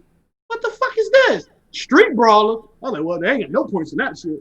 But it's really good. I would say like it is like so with the three overall stories. Yes, it's gonna loop into the same thing. You're still gonna meet Jackie, but it's gonna be in a different way. You're still gonna do that heist, but it's gonna be in a different way. Like with the street kids. When you first think you get a limousine with one of the I think they're called the big gang dudes who gives you gigs, which is AKA job. I forget what they call. They call fixers. Like you meet the Hispanic fixer first. You meet him, he talks to you back in town from some foreign place. You got the name of it. You meet him, he tells you welcome back, woo woo. Do you end up meeting receding hairline Rick Ross, all that type of stuff. Really good. The story is really freaking good. It gets popping, right? I went into this hotel. Y'all did the heist. Did y'all meet Kojima? I didn't do the heist yet. I just did the I was about to do the heist, then the game crashed. All right. So Kojima is in the hotel. Like whenever the game tells you to do some optional shit, I think this game rewards you for doing optional shit. Yeah, they do. It definitely do. I'm glad I did optional shit. I mean, Kojima was in the didn't speak a lick of English, so if you wonder how Kojima sound English, you ain't gonna get no English. You ain't see shit English. But he was there. He was looking all fucking cool. I'm marking it now. Kojima is gonna be the Stan Lee of video games. He's just gonna be in them bitches. Like he was in Cyberpunk. This nigga ain't got no knowledge of CD Projekt Red. That nigga was just chilling. That Death Stranding, and I like playing UPS simulator. But it's really good. So, but like I said, the UI can be clunky. The UI is a little clunky. I wish it could be better, but can't change that now. The map, it's a lot of shit. Okay, that's overwhelming too. If you looking like cause your quest on the map, you got the Joy toys. If you want to go fuck abroad, you got your clothes and you got all this. That could be like, where the fuck do I go? So if you're like trying to get quest and shit done, do not look at that fucking map. Go to your journal, pick where you want to go, and tell you the distance and all that type of shit. Fuck with that. That map will have you like me and being like, it's too much shit. I want to go there. I want to go there. I want to go there. That's how my mind works, right? Don't fuck with that. But back, like, so gameplay, the more, like I said, it's like, you know, the more you get in, the better it's getting, right? Me with the gameplay, I didn't like it felt like y'all said, it felt like the Sonic, to me, it felt like Bioshock. And Bioshock was a very shooting heavy game, and it got annoying. But as I kept playing Bioshock, I got used to it, but that game was hard as fuck for me. This game is not that hard. Partly reason, which is a knock, that AI can get really retarded. Yeah. Really I noticed fucking that retarded. too. I remember I was sneaking up behind somebody, and dude turned around. He was like, "Bro, what the fuck?" And we both stared at each other. I'm like, "I'm just gonna shoot you," and I shot him in the head, and it blew up. And probably the worst decision I made. Cause it was like 40 niggas over there, and they destroyed my shit, bro. Like I didn't even get to see the light of day. All I saw was you been annihilated or whatever. They smacked me shit. But that's good. Though the enemy can be a little stupid, they are not. They bullet sponges, so your fights won't be that easy. But there's a crap ton of guns in this game. I don't know how they're classified between heavy and all that type of shit. But there's a crap ton. Like you got the revolvers, but there's different type of revolvers. You got the pistols, but then again, you got classes of guns, right? So you got guns that do certain things. Like if you got a power gun, like you got like the power class, it ricochets off a wall. So you can shoot the wall, smack a nigga. Then you got like a gun that you charge it. So you charge it, it give you a real powerful fucking shot. That helps with certain enemies, which I'll get to later. You got the tech guns. Oh, because that's the power gun. It's some other ones too. It's the guns that like track you, like they smart. So like off of what's that game called with the smart pistol? It's kind of like that. Yeah, kind of like that. I'm trying to find out. Like I do a lot of stuff in this game. Oh yeah, smart hones in the targets with self-guided micro projectiles. So you can guide that shit. It's really cool sometimes if you handle the combat. You got the melee weapons. I personally this katana. I love gore, like in my RPGs, right?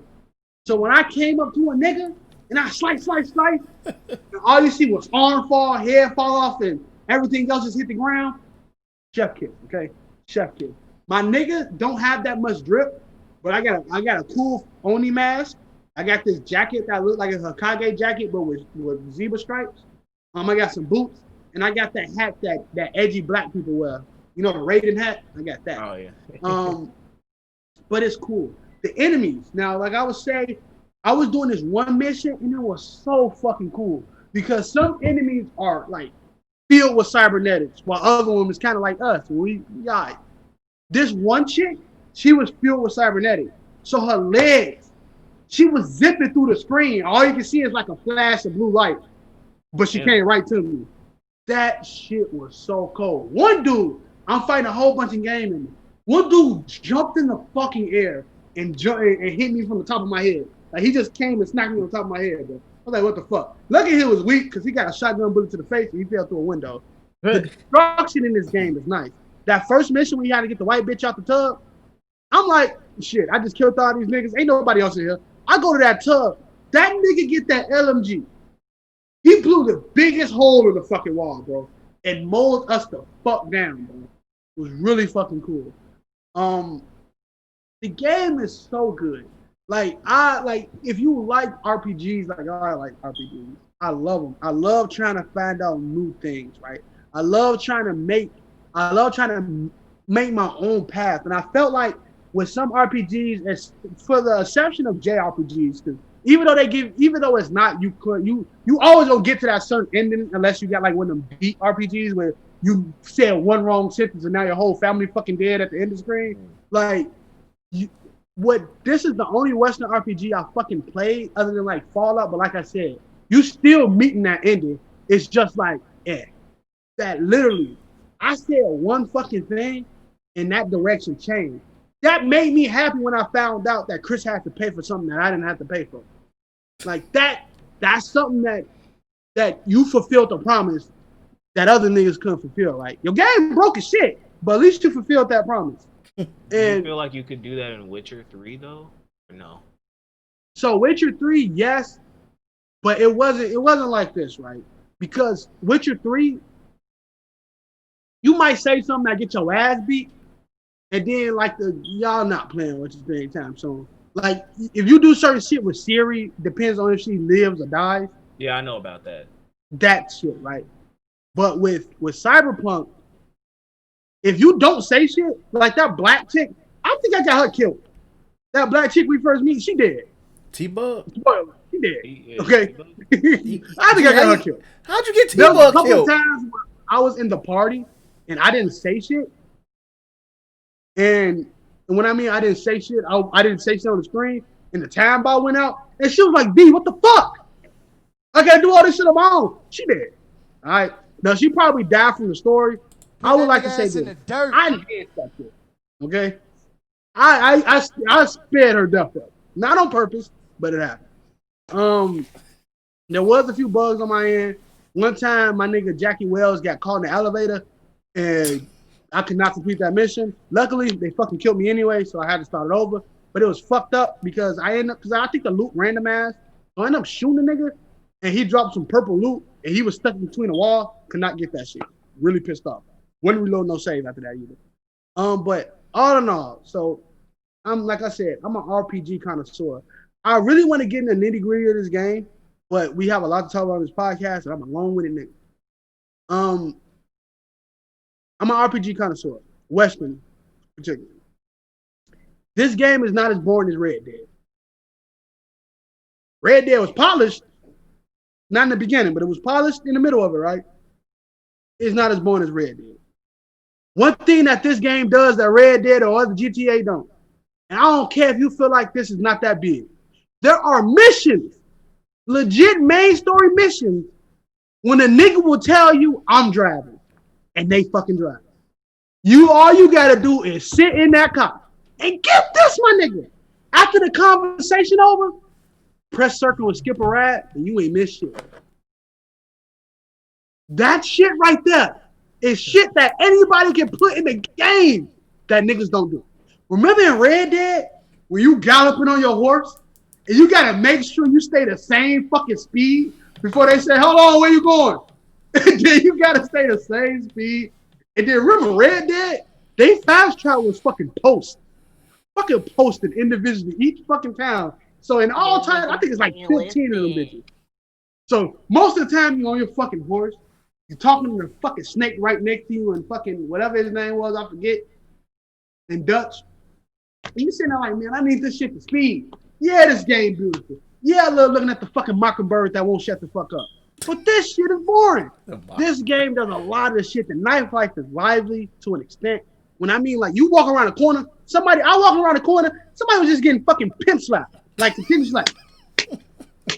And I'm like, am I going to help this nigga? Because he got all his fucking homies right there watching him pimp slap this nigga. Or I'm going to walk off like I ain't see it. Walked off like I ain't see it. I walked in one part when they was fucking just jumping a fucking hobo for no reason. I beat them niggas' asses, though. And I got a pipe. And I started beating people up with pipe. So there's a lot of good things in this game. It's fucked up that you ain't polished it. I think a lot of people enjoy this game if you ain't polished. Bino said this. Bino said, the more I play this game, the more I grow to love it. But the more bugs I encounter, that's a detriment that you gotta fix. Yeah. People will miss out. Now, this game is not everybody's cup of tea. If you looked at Assassin's Creed Odyssey and said, bro, I ain't get past no, well, Cam probably get you through it if you really tried. But if you look at Assassin's Creed Odyssey and like, I ain't get past that first island, yo, catch it on the sale. Ain't nothing wrong with that. Ain't nothing wrong with not being a part of the hype, dude. Sometimes you are better without being a part of the hype. You can look at somebody play it on YouTube if you know, good with spoilers like Chris is. All that type of stuff. That's old fucking K. But if you like me, right, I had no expectations because I know what the fuck I was getting into. Only expectations, good game, good customization. That's what they said, right? This shit one polish, customization was ass. I didn't like seeing a dick jingle wasn't my enjoyment, right? Seeing that shit sway, that didn't give me a fucking enjoyment. I'll go on first floor and serve in my job and wait for Larry to walk out the room before I wanted to see that shit. But why? But I enjoy it. I don't get ratings, right? So we all didn't get ratings. But I would say this. Who said Black Otakus would say buy, sell, wait for sale, or like skip? Yeah. It's all three.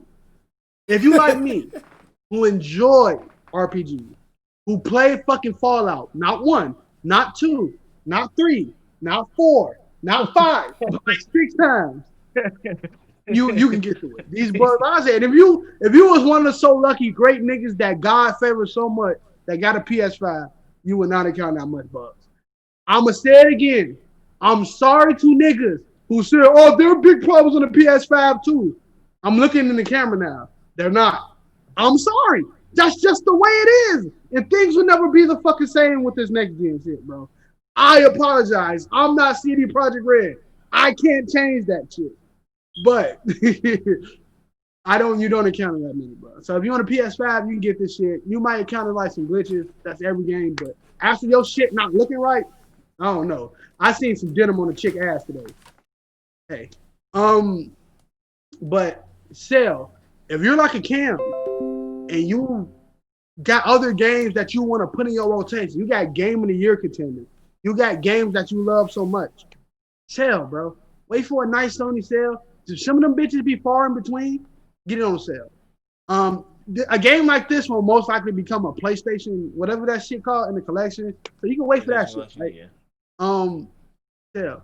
Now, if you're not into RPGs, if you're not into big open world games, if your favorite game is Warzone and Fortnite, if you don't fucking play games that much, if your PS5 collect dust, if you don't like customization, if you don't like fucking chicks with dicks, I guess, if you don't like this type of game, don't fucking buy it. I don't care if you're a reviewer. I don't care if it's your job to fucking review games. This is not your cup of tea. So everything that you fucking encounter is not something that you're going to like. If you want to review the bomb the game just to get the clicks on Twitter, go ahead. Get your clicks, my nigga. But this game is not your cup of tea. So that's like me saying, oh man, I'm going to eat some mushrooms today. Somebody said these mushrooms are popping. Let me smack some of these mushrooms. And then I eat these mushrooms and be like, this shit tastes like fucking wet bugs. I hate mushrooms. I hate fucking mushrooms. Don't do it. All in all, Cyberpunk 2077 is exactly what it is.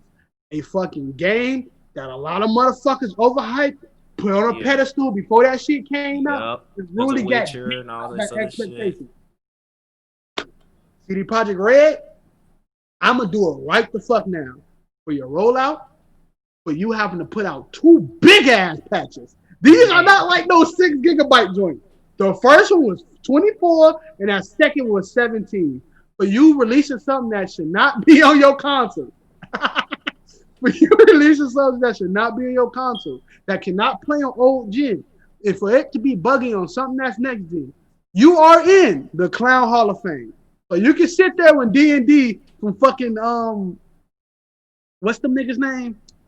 Game of Thrones. You can sit there with D&D. You can sit there with all those other clowns, Hall of Famers we got. I love Witcher. I love this game. But we don't discriminate on this podcast, my brother. So you are in that Clown Hall of Fame. But all in all, Cyberpunk 2077, if you like it, go ahead. If you don't, go ahead and slash that thing. It's all up to y'all. This is your world. You just living in this shit, I guess. Oh yeah, that's it for me. All right, cool. Let's go ahead and knock out quick pieces. I'll say 2 things too. Okay. On and off like this. One, Charles perfectly right. I feel like this game's severe detriment of fucking overhype that y'all niggas set for this game. CD Projekt Red too, but also on the fan base because niggas was. I remember everybody. You know, it reminded me of Mass Effect Andromeda. Hey. Mass Effect 3 is fucking amazing. The trilogy was fucking amazing. And Mass Effect Andromeda is gonna be fucking amazing. And what happened when that game came out? It was fucking shit. Hey, what's the subtitle? Mass Effect. We back. What's the song? We back. Mass Effect will continue. We'll continue. Head ass, boy. We'll continue. Head ass shit, boy. So now we looking at Mass Effect with. We'll continue. I don't know, Okay, man. But yeah, and another thing I'll say is that this game, like Detroit was saying about sales and potentially skips, this game has definitely cemented within me, with only me, how much I love linear games now. I honestly, I feel like that's just my cup of tea now. I have such a, you really have to nail it if it's like an open world. Like a lot of these Ubisoft games that come out, I'm just like, oh, we put a big open world for you to do a lot of shit, and it's like, fluff, right? To me, I genuinely am starting to enjoy games that have a point A, point B objective, cutscenes between here and there, fun, engaging gameplay, decent customization options as far as making your character stronger, level up system, what have you. Um, and Cyberpunk really made me like that. Now, I'm not saying that I hate Cyberpunk, but I'm saying more so that I, from now on, when it comes to open world, treat my impressions and reviews with a little bit of bias. Because I'm already coming into the game not really liking it because like I have so many I genuinely like I'm in the point of my life where I'm busy doing other shit. So like really having a game that says, here's what you have to do, here's where you start, here's where you fit like Final Fantasy VII Remake, perfect. Here's where you start, here's where you go, get some cutscenes, some battles, you're done. Whereas Cyberpunk is super open world, which no problem with that. So much shit to do for me, and it's just like I get lost in that. It happened with Witcher, and I'm hoping it's not how it happened to us because I really want to see the Keanu shit, especially what Detrail told me. I'm super hyped for that. But like I get lost in side quest hell. It happened in Witcher 3. I came back like a week later. I forgot what the fuck was going on in the main story. I stopped playing it and then I deleted it off my. I'm hoping that nothing will happen to this game, but I feel like maybe next week I'm gonna have a lot more better things to say about Cyberpunk because from what Chris and Pro were saying, shit gets real good, and I mean that's what I'm looking for. I don't want to hate this game. It's a video game. I like playing video games, so I just want to preface it just in case people are like, "Oh, damn, was saying all this stuff about the gameplay and shit," and it's like, nah, this is my first impressions. I'm hoping that things get better. That's it for me. All right, cool. So that's our Cyberpunk first impressions. So it'll change over time. Like, hey, you know how we get down on this pod. It But happened with Ghost of Tsushima. Remember, we fucking love Ghost of Tsushima. I still love and Ghost of that Tsushima, shit but hey, went. I still like that game. But Chris, you said you still like it. You ain't put in that work like we did. We put in that work. We put in work. We was in them trenches. We was saving villagers that ultimately took themselves out the way. We was there. Okay? You oh, wasn't, man. hey, You wasn't in Nam. You he wasn't in Nam. But let's go ahead and get the quick news, get the mini news shit out the way. So Chainsaw Man, despite it ending, is getting a part 2 and it's gonna be part of Shonen Jump Plus or whatever the hell it's called. So it's gonna become monthly. So, my main curiosity about it is, with most monthly anime, I'm using Attack on Titan as a good example. Well, that means some of these chapters is going to be a lot longer because monthly manga tend to have go like 30 to like 60 pages. Just using Attack on Titan as a good example. So I'm very curious if even Spy X Family, which is bi-weekly, usually about like 25 to 30. Yeah, so makes me curious on like will the the page count will go up, which it probably will. So we'll see where it goes. Those chapters are like what 18, 18, 19. Sometimes we may get a 20, 25 ball. Sometimes those in that series, like they typically do like a lot of chaotic shit. So it's like, I don't know, bro. Monthly, that kind of makes me even less hype now. Finding that out. So we'll see where that goes. Wait, also, y'all said it's going monthly? Yeah, it's going monthly. That's what I'm saying. Like I don't because like so now it's like 12 chapters a year. I said with the way that show is, where things is just so fast paced and it happens all the time. It's like you get that one chapter like and then it's like I gotta wait 6 weeks. Exactly. So, but it might depending on like because people talk about it. It's really I'm surprised how popular it is actually. Yeah. It might change. It might go bi-weekly. Who knows? We might see. But normally, when it goes to that point, it's monthly. Like how Super, Boruto, Attack on Titan are and stuff. With that news, also came with the fact that the anime is officially announced. Mappa, which we predicted it. Mappa is getting the anime rights, so shout out to that. Getting fucking work. I heard a story that like that they were actually kind of struggling to like make certain like episodes for all the shows because they have so many projects under their belt. damn dog. Mm. I don't know what the other animation studios are doing, or just Mappa's the golden boy, but like, Hey, man, it's like it's cool news, but I don't want it to be at the detriment of like other niggas, animators and series. shit getting Yeah. crunched and stuff like that. I don't. That's Yeah. not.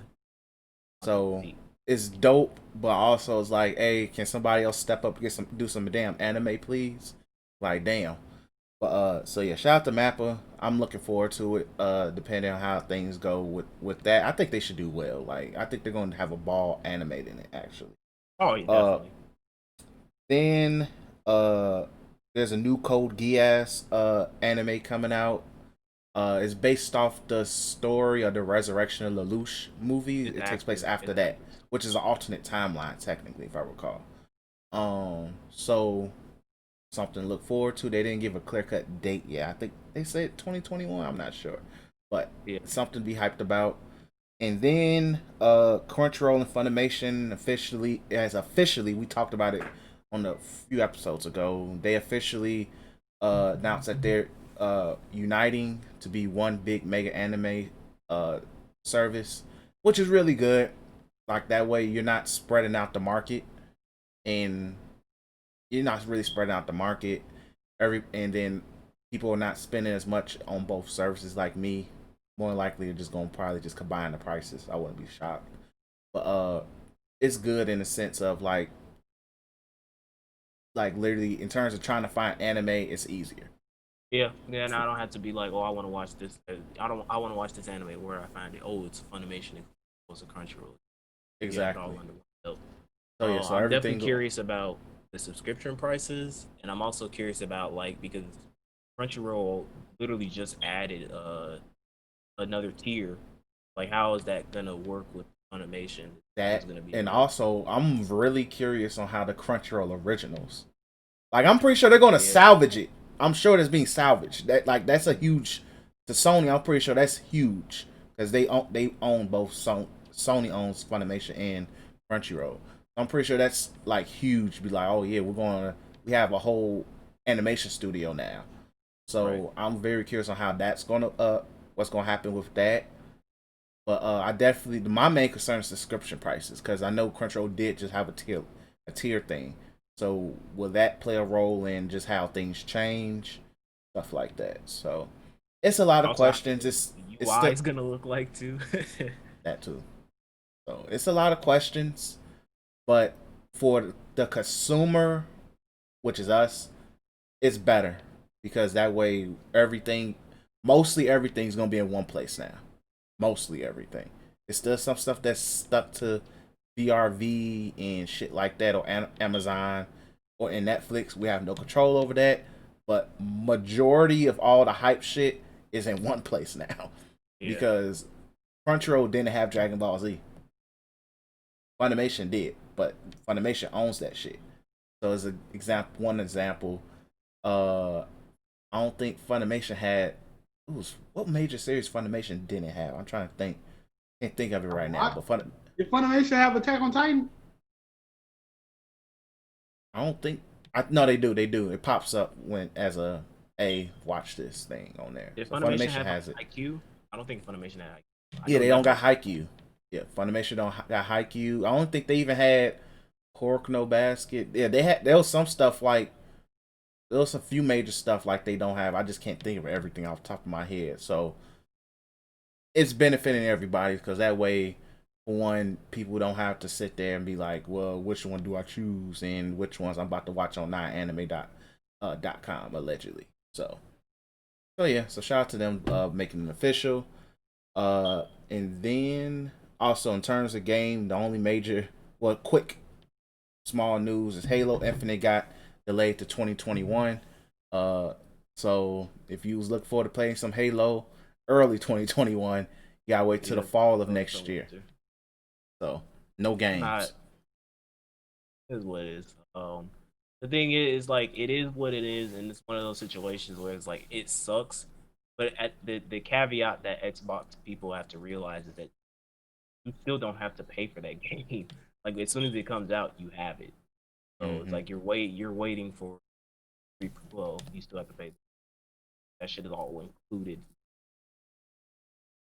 to the point you're waiting for a free game.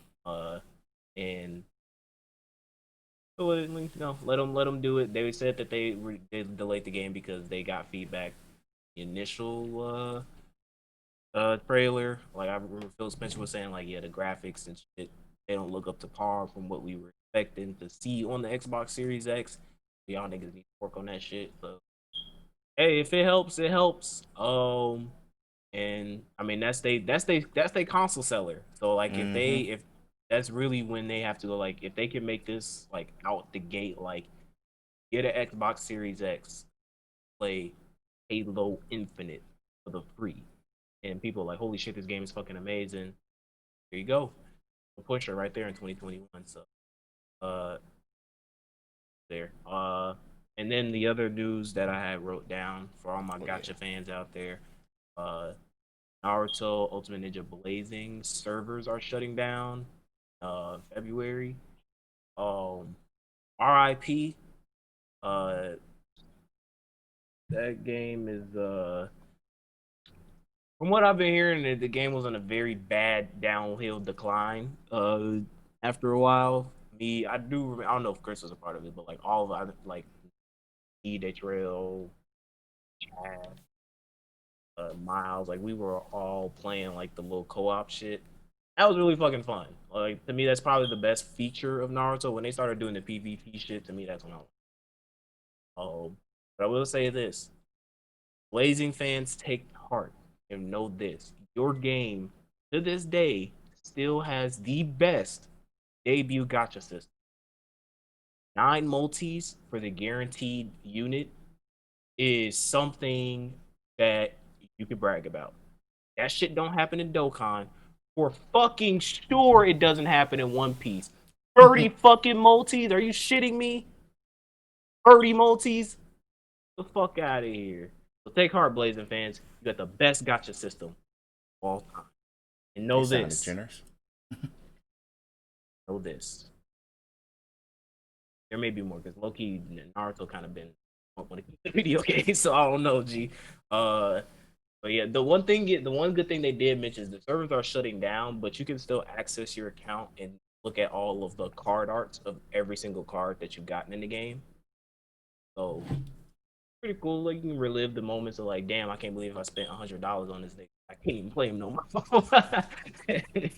You can hold that L in high pride, but sad news because it's sad and good news because it really tells you that gacha market ain't forever.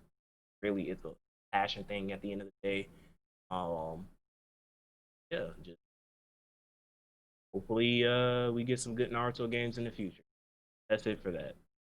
All right, and let's try to, I won't say rush it, but quickly go through.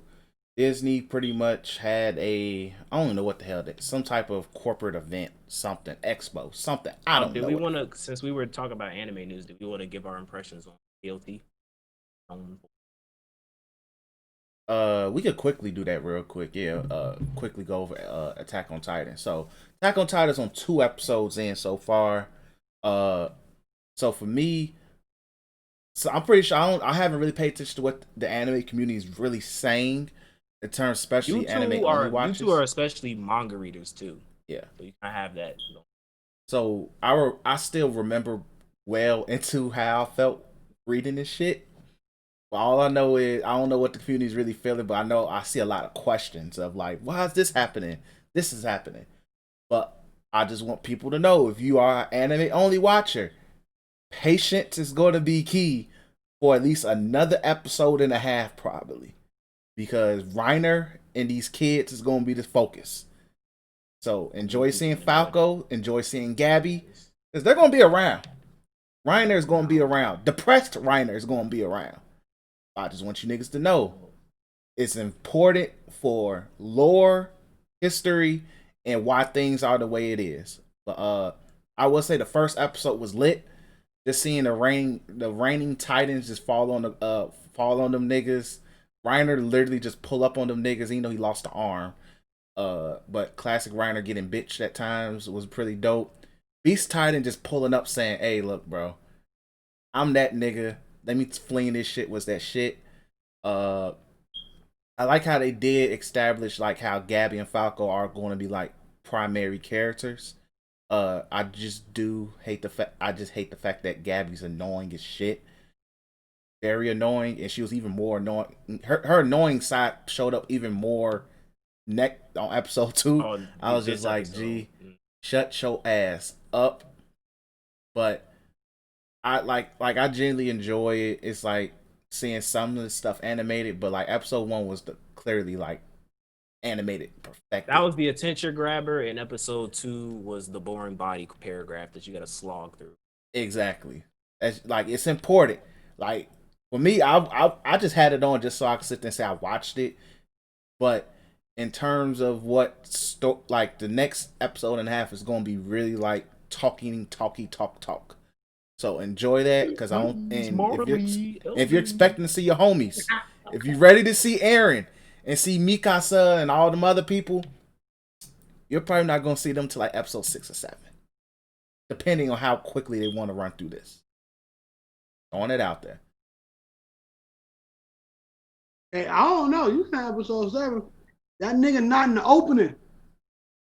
Aaron is in the opening. Where? At the end, when they do the monster, and they zoom in on that Titan, that's Aaron. Pray. Hey, man. That ain't looking right. Ain't looking right at all. But no, I like it. I didn't watch the second episode, but Bino told me what happened. He said it was a lot of talking. A lot of fucking talking. What you say? A lot of fucking talking, dog. Niggas shut up. Yeah, that's very Attack on Titan manga right there. That's that source material. But I would say that time skip took me off guard because I was looking like I knew it was a time skip because of the Jaw Titan, and that's what I knew about. The Jaw Titan getting the mirror getting eaten, so I knew I was like, all right, it's time skip, that's bro. So I instantly thought like, okay, they doing I didn't all know this that. Yeah, I didn't know that at all. So they said it in the second episode. I already don't like these fucking kids. I don't hate them, I just don't like them.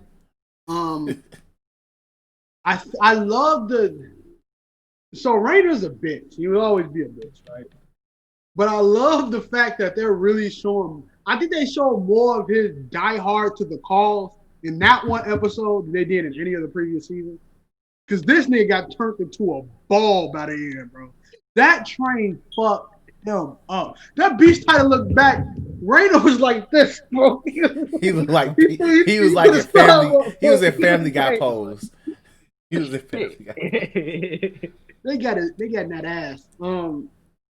But it also shows that team is vulnerable and they need Aaron. They like need Aaron to make them unstoppable as Titan.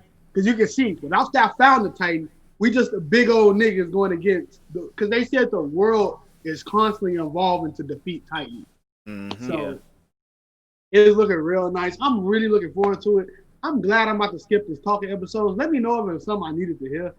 Then I'll go look at it. But if it was something I didn't need to hear, I'm good. It's not like I'm an action horror, but I work a lot, especially this week. Hit me up with some talking, I'm gonna fall asleep. Like that. No cap. I ain't gonna cap. Episode 2 went by so fast. I'm like, yo, damn, this is over already? That's how I felt when I watched it. I was like, oh shit. Like you said, opening fire, ending fire. Fucking amazing. I like it. All right, so for me, I am not a manga reader. I barely remember anything that happened in season 3 except the fact that Levi beat that Beast Titan's ass. But and then Aaron being an edgelord and going like, "What's?" So I'll say this: Attack on Titans is definitely the Kingdom Hearts of anime. Y'all niggas be saying shit out your mouth and y'all think it makes sense, but I'm just like Marley, Eldens. I'm like, what the fuck ever, dog? Where's Aaron? That's my main concern. I'll say like this: fuck all them kids, G. That whole squad. So does Aaron join their squad, or is he like, I'm just finna do my own thing? Spoilers. Spoiler alert. Probably fast forward a minute. So, spoiler alert. All right, you should be fast forward by now. But pretty much, he doesn't necessarily join them, but you will see him. He's like infiltrated and where they at now. Aaron infiltrated it. He's when it's like it's gonna be an episode where they focus on Falco. That's when Aaron pops up. That's next week's episode because I remember they was focusing on Falco in the little preview. It should be that episode. If the end of that episode, he should pop up because for some reason Falco has a relationship with disguised Aaron. Does Aaron like want to kill the Eldons or the Marlians? Like, what's his stance? Everybody gotta die. Yeah, I think everybody gotta die. All right, cool. That's what I wanted to say. I'm watching these 2 episodes. Everybody, and I'm on Aaron's side. Everybody can fucking die, dog. I don't like none of these niggas, G. I'm gonna keep it a buck, G. The little warrior and the little nigglets can die. Fuck them. The fucking Rainer bitch ass nigga, die. Fuck him. Beast Titan, Levi already slapped a little bitch ass up. He can die. Fuck him. The government, the Marlians, they can all die. I'm looking, bro, because I feel like that's what they're trying to do, right? Maybe it's just me, but these 2 episodes I was like, the way that the opening title is like, it's spoiling the fact that like Aaron is like, this is my war. I'm a fucking monster. I'm gonna do whatever the fuck I want to. These 2 episodes convinced me that this world is fucked up. Kill everybody. And if that's Aaron's goal, I'm for it. I'm for it, G. I got no investments in these characters, G. That little bitch Gabby, dog. When I tell you I wanted that fucking train to blow her head off when she got death written all over her, G. I can't wait till she die, bro. She is so fucking annoying. Like all of them kids. You don't die, Chris? No. Oh, I told y'all gonna grow to hate Gabby. Oh G. wait. Okay, so spoil. I do remember y'all was talking about that one chapter about the sniper chick. Oh my fucking god! Oh my god! If you listen to old episodes, you heard me and DC disappointed and upset and went on "We Hate Gabby" episode. But the author said he wants the show to deviate from the manga. The end is deviating, but that moment was huge.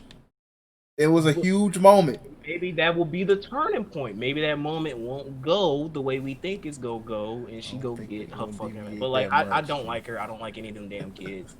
Oh, like it's like they quirky for the sake of it. I'm looking at them like we're warriors, we're ancient warriors. We will do this. I'm like, yo, shut your ass up, dog. Like, I like how they portray the wackiness, but I'm just like, ain't no way in the world, bro. Like, kids, the only person I can tolerate is Mini Reiner, Falco? And that's tolerate. Falco. Yeah, Mini Reiner. Yeah, the bogus thing about Falco, he's cool. Like I would say I sympathize more with him than I do with Gabby, but solely because Gabby is annoying. Whereas it's like, you know what? It's not necessarily the lesser of 2 evils, but it's like, gee, I respect you more. Yeah, I understand. But the reason why I call him Mini Reiner is because I thought that first episode was a flashback. I genuinely thought it was a flashback, and Falco was Reiner, and Gabby was like Ymir or something. That's why I was confused. And then when I saw Reiner jump out the plane, I was like, what the fuck is it? Oh, 4 years time skip. Wait, huh? What the hell is going on? So, Kingdom Hearts. Who the fuck is this blonde haired nigga? Oh, I'm Sora's nobody. What?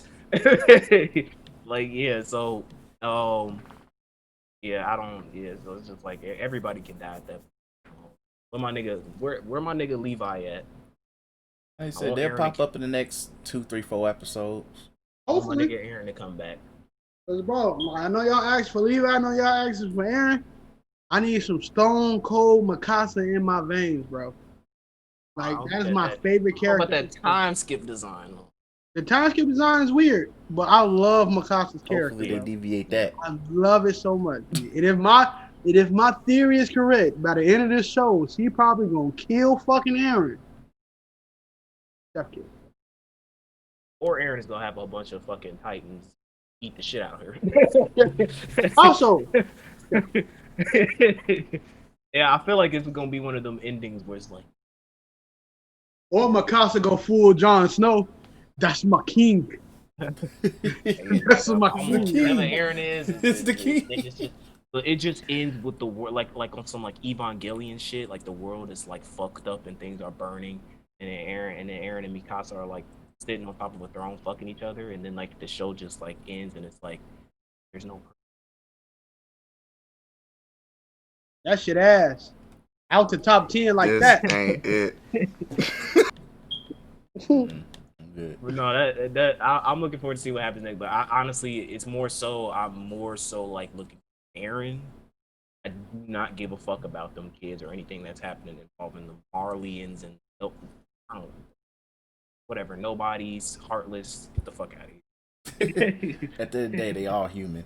But yeah, so it's gonna get better. I just like to say, as the manga reader, just get ready for a lot of dialogue, and try to keep in mind of the dialogue because it kind of matters. So, but let's go ahead talk about the Disney you dig. So Disney has some big major you dig, announcing a lot of shit. I call it the HBO Max had us pressed, so we had to do honestly, something. it's so funny that we were talking about this last week and they dropped all this shit in their investor meeting. You call it the HBO Max got us pressed. I call it the old Xbox Stringaroo. We gonna tell you everything that we got for the future. That too. This is basically like, because people are like, oh, dude, HBO, like, oh man, yo, all this shit is going on DC and HBO, man. What the fuck are you doing, dude? Exactly. What you do? So Disney's like, yo, shut the fuck up. Leave This us what we got alone. going on. This is what we got. So in this press release or stock meter, market meter, I don't know what the hell it is. It was an investor meeting. Investor meeting. There we go. Pretty much they announced 10 Marvel series, 10 Star Wars series, 15 Disney live actions, some Disney animation series and Pixar series, and 15 live action Disney stuff and a bunch of other shit. So pretty much a bunch of shit. Almost like over 50 pieces of content. Now, some of you guys that are wondering, well, when does some of this shit come out? Some as early as next month. Some as late as 2023. WandaVision is next month confirmed. Yeah, that's confirmed next month. Like I said, I don't remember most of these dates, but I just know for sure for next year in itself, WandaVision, Hawkeye and what's his name, Winter Soldier is in March, I believe. That was in March. Then a lot of those Star Wars series just confused me in terms of dates. But a lot of shit altogether. And then also the price of the brick went up too by $1. Price of the brick went up. What, the subscription went up by $1? Yeah, just $1. Oh, so it's $7.99. Yeah, $6.99. So it was $6.99 going up to $7.99, depending on what package you got. If you had the Hulu ESPN Plus Max, I think that's $20 now. So just throwing it out there. A lot of shit was announced. I think the Star Wars shit was interested me a lot more personally. Especially because like Asuka, whatever the hell her name is, she's getting a series. So I'm all for that. Okay. What else? Obi-Wan Kenobi. The Obi-Wan series is gonna be fire because they bring it coming back. G. Yep. So he's gonna be back. It's a lot, G. Like, god darn it, I really wish I kind of saved some of the pictures of some of this shit. Let me see if I can find it. Hold on. But you guys can say what y'all initial thoughts of the stuff. Real quick for me, that's what's up. Great thing is more content for something that for a lot of fucking movies it has. You got that much content. Mando ain't got to carry a whole goddamn streaming service on his back. 2 is just kind of still deflating because they ain't talk about any of the fucking movies that supposed to be coming out within the year being on the, not even for the free, just being on there in general. So that kind of sucks. But other than that, shout out to it. Oh yeah, I got the list. So on the Marvel side of things, WandaVision, Falcon Winter Soldier, Loki, which is coming out May 2021, Hawkeye, the racist adventures of Hawkeye is 2021. They showed a trailer for the What If animated series. The the Disney Plus is doing Ironheart. So the black girl who the black girl Iron Man, pretty much. So that should be pretty dope. They announced Armor Wars, something else linked to Iron Man, unfortunately. Uh they gave some casting updates on Moon Knight, She-Hulk, and Miss Marvel. Uh I'm glad they got who they got for She-Hulk though, because Shorty is my white girl waifu. That's my white queen right there, G. Oh, it's a white. I thought it was a black girl. Is that for like the voice acting? For She-Hulk, I think. For Oh, She-Hulk, they got She-Hulk. Tatiana Maslany, whatever the hell her name. That's my white queen right there. Uh, then what else they said? I think that's it for. Then for movies, they confirmed that they're not recasting T'Challa. Specifically, T'Challa is not being recasted, but more than likely it will be a new Black Panther. Niggas are still mad at Shuri's actor because she said something against trans people. I understand, but get ready to see her in that Black Panther suit. Wait, oh, that's why they're mad. I was like, wait. I didn't know. I thought she said, but I thought she was talking because she a Christian. I think she said something. Something about COVID and trans, and it triggered everybody. Yeah. Something about trans people? Trans people and yeah. She said something, it was slight about trans. I don't remember it exactly, but it triggered. What else they confirmed? Blah, blah, blah. Oh yeah, Fantastic Four is getting rebooted for the 100th billionth time. Take that. I'm excited for that. Reason being is the same dude who directed Homecoming and Far From Home, and I fucking love those movies. And that's going to be done right. At least this time, I was telling somebody who was like on the cliff, about to hang off a cliff, saying, "Please don't." I was like, "Gee, it's in the right hands at least." And if you think about what they're trying to, where I think they're going for as far as Marvel, like I really feel like they're trying to get more into like the celestial, like the really high shit that we haven't really seen in the comic book mainstream media. You are gonna need the Fantastic Four for some of that shit, like especially like if you want to introduce someone like Franklin Richards, you want to start talking about fucking like creating dimensions and shit, like warping reality and shit like that. You're gonna need the Fantastic Four. Reed Richards is the smartest nigga on earth. And then literally there's no smart nigga. I was talking to Tyler about this. I'm like, gee, they need the Fantastic Four. Iron Man is a pack. So literally you need Reed Richards. Peter's still in high school. Yeah, he's technically still in high school. You need Reed Richards because Doctor Strange can only do so much, and you don't got Charles. And T'Challa, you don't have a T'Challa no more. Namor hasn't been announced. So literally, you need somebody to be the big brain of the organization right now. So it's very much needed to bring the Fantastic Four in, and I believe they're gonna do them right. So I'm looking forward to the Fantastic Four, especially with all the like I said, quantum realm shit.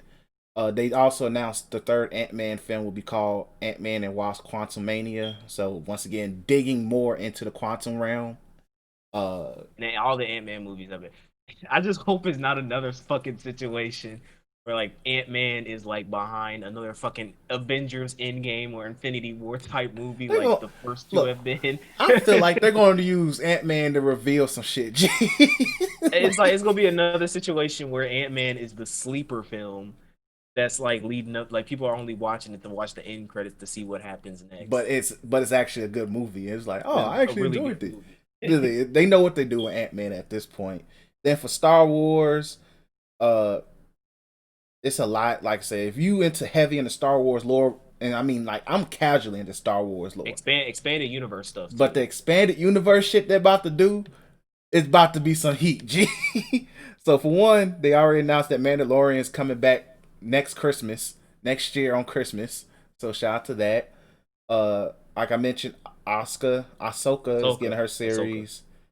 Then Star Wars: The Bad Batch. I don't know what the hell that is, but that's gonna be an animated series. That is a sequel to the Clone Wars. Oh, that's gonna be fire then. Star Wars Andor, which is starring Diego Luna, who's in Rogue One. That's gonna be part of that continuity.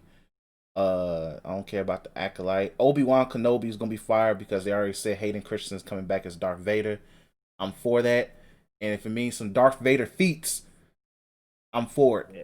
And they said it's gonna be an epic showdown, another showdown between Darth Vader and Obi-Wan with the See. new things and technology and Oh lightsaber yeah, duels that and stuff about shit. to be heat, They're gonna G. be feet It's fire, bro. it's going to be It's gonna some be heat fire, that we're G. about to see from that, G. Lando's getting a a special as well. I'm So wondering if they go give the bag to Donald Glover. you got to, you have to, you have to. Like people see him as young Lando now at this point, and unless I don't want to see old ass Billy D. Williams G on my TV on the TV screen, I'm good. I don't care if he is cool in the other side of the pillow. It'll be that way sometimes. Uh, in Star Wars movies, nothing really in terms of that. Well, they did confirm a movie. It was Oh, Rogue Squadron. Rogue Squadron. That's not coming out to 2023. Yeah. So, I don't know about So that that's shit. a long time. At least they said it's coming out, but it looks to me, I feel as though like, and I'm glad they're using Disney Plus as this, but to me, this investor call was like, we're gonna get to the movie stuff, but we're really using Disney Plus as So that here's crack, what we need to get subscribers. that quick fix to really get us some good stuff before we drop like a lot of the big movies that we've been planning on, especially when it comes to Star Wars. Best believe there's gonna be an episode 10. Like there's gonna be a new trilogy, but they're using a lot of the Disney Plus stuff, a lot of Animated Universe stuff to tie in loose ends, introduce some new concepts, and then they're gonna be like, all right, boom. On the Marvel Phase 4 side, they're gonna use a lot of these stuff. Like the big thing when it comes to Falcon's character, right? How is he gonna take over Captain America's role? That's what this series is. The WandaVision, they said it's gonna be a setup for the Doctor Strange 2 movie, Multiverse of Madness, which is supposed to be like a big horror Marvel film. And then so you have a lot of these series that are gonna late, and then the Miss Marvel TV show is gonna introduce Miss Marvel into the new universe. So there's a lot of these things are like kind of carrying over your To the movie movies. cinematic universe, which I'm not mad at, and I think a lot of the stuff that they laid out that they're coming out with are interesting, things to look forward to. Justifies me continuing my monthly subscription fee of Disney Plus, and it even justifies you adding $1 onto the base price if you're going to be dropping all this shit Exactly. in the next year or so. So big ups to Disney. Good. It's a good response to HBO Max. It's them telling like, hey, listen, see what you're doing. Here's our answer for it. Yep. Also, in terms of like Pixar and animated stuff, Oh yeah, they did announce the Buzz Lightyear solo movie where Chris Evans is voicing Buzz Lightyear. So they ain't coming out to 2022, but quick on that. So for all you Buzz Lightyear voice actors there, particularly him just voicing Buzz Lightyear, not that. I don't know if he's the goddamn uber right wing one. Is he the uber right wing one, or is it Woody? Woody's Tim Allen. Tim Right? Allen. Yeah, Woody's Tim Allen. No, yeah, Tim Allen, extremely right wing as fuck. Woody Allen is the one that's a little sick. Well, so whichever, I don't care. But so it's not. It's the movie. I mean, the movie is based. The movie is Buzz Lightyear Origin story. Space Ranger, but it's what the toy based off of. Yeah. So we won't be, he won't be after Toy Story 4 like that Buzz. It's like the actual. Yeah, it's actually who he's based off of. Yeah. So I didn't know this nigga had a lot of fucking voice actors, dog. Buzz Lightyear. I'm looking at the list now, like, damn, what the fuck happened? It be that way sometimes. Animated series too, but yeah, I'm looking forward to it. Y'all know I'm a Toy Story fan, so you give me an expanded universe of Toy Story, I'm here. I'm here. Hey, let's go in. And yeah, it's like a lot. They announced a lot of shit. Daytra, the reason why you're going to complete Kingdom Hearts. Them big nigga sixes, G. They get in the series, G. They already had a series. They had an animated series. They getting a continuation of the animated series? I guess they get a continuation of a series, G. So, them niggas get a series. That's just more Rule 64. Yeah, but yeah, it's a lot of content. Just a lot of shit. Also for me, which is personal, they giving me a Mighty Ducks series, and I love the Mighty Duck movies. Yeah. The movie slap. Bringing my nigga Gordon Bombay back, so let's get it. But yeah, it's a lot of shit for everybody at this point. So that's that, and let's go ahead and talk about the gaming awards. Woo, that was a lot to talk about in terms of the gaming awards. We want to go over the winners or the announcements first. Let's go over the thing we actually came for. Gamers. All right, the announcements. So the 14 biggest trailers and announcements from what you'll call it, gaming awards. Master Chief is coming to Fortnite. I don't give a fuck, but shout out to Master Chief coming on Fortnite. The Fortnite getting them crossover bags. Yep. Them niggas. I Hey, just man. realized that nigga walked out of a cooler and he just started fighting. Fuck. There's no significance in that. He was literally in a cooler and he walked out and started shooting shit. He walked out the cool.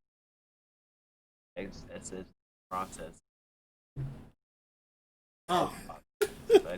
And the cooler represents fucking development.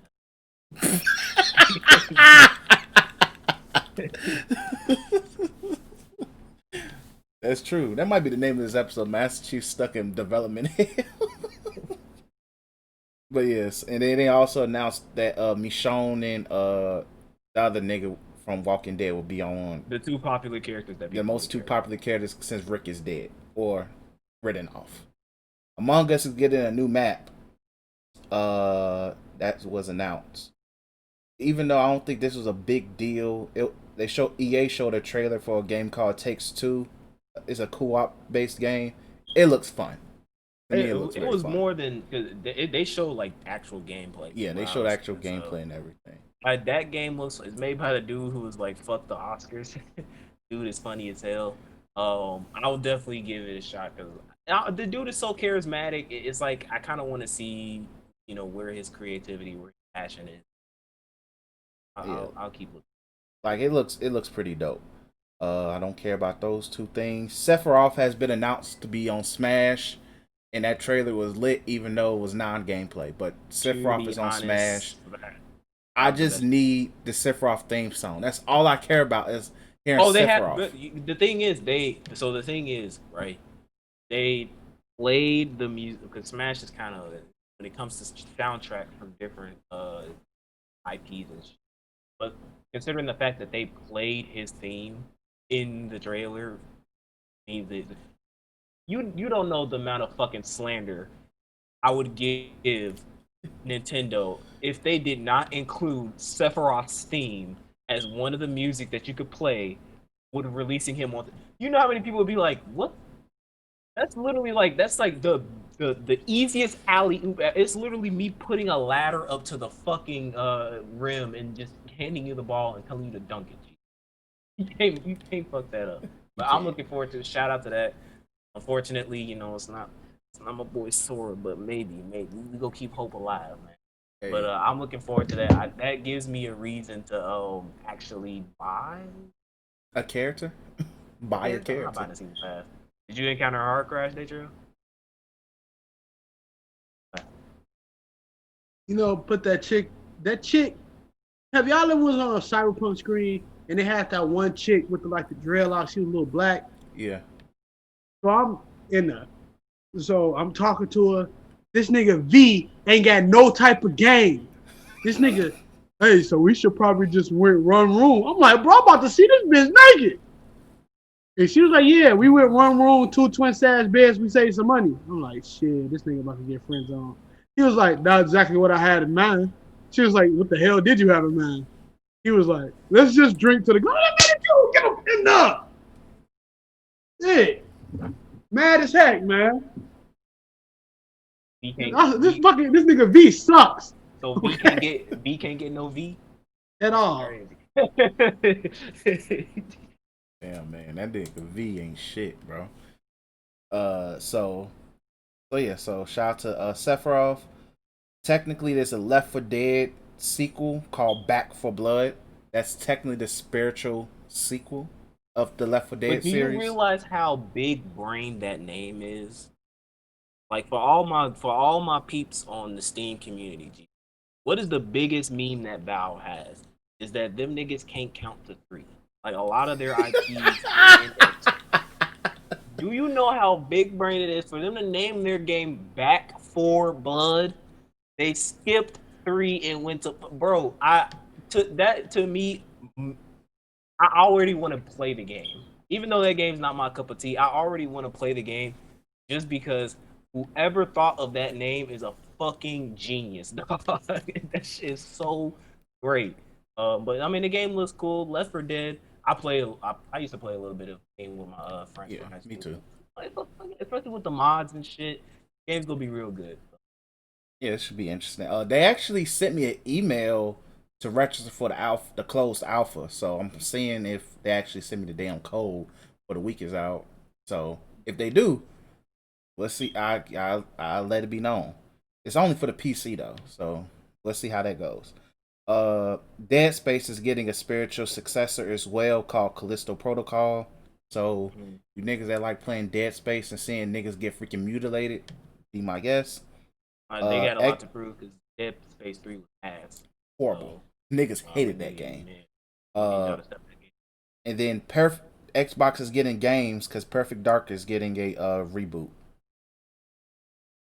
I'm kind of curious now because now I feel like I want to see what them other games because they're all on the Game Pass, so I might check them. Yeah, the trailer look pretty cool. Dragon Age 4 gets another tease, and Mass Effect is to be continued. Will continue.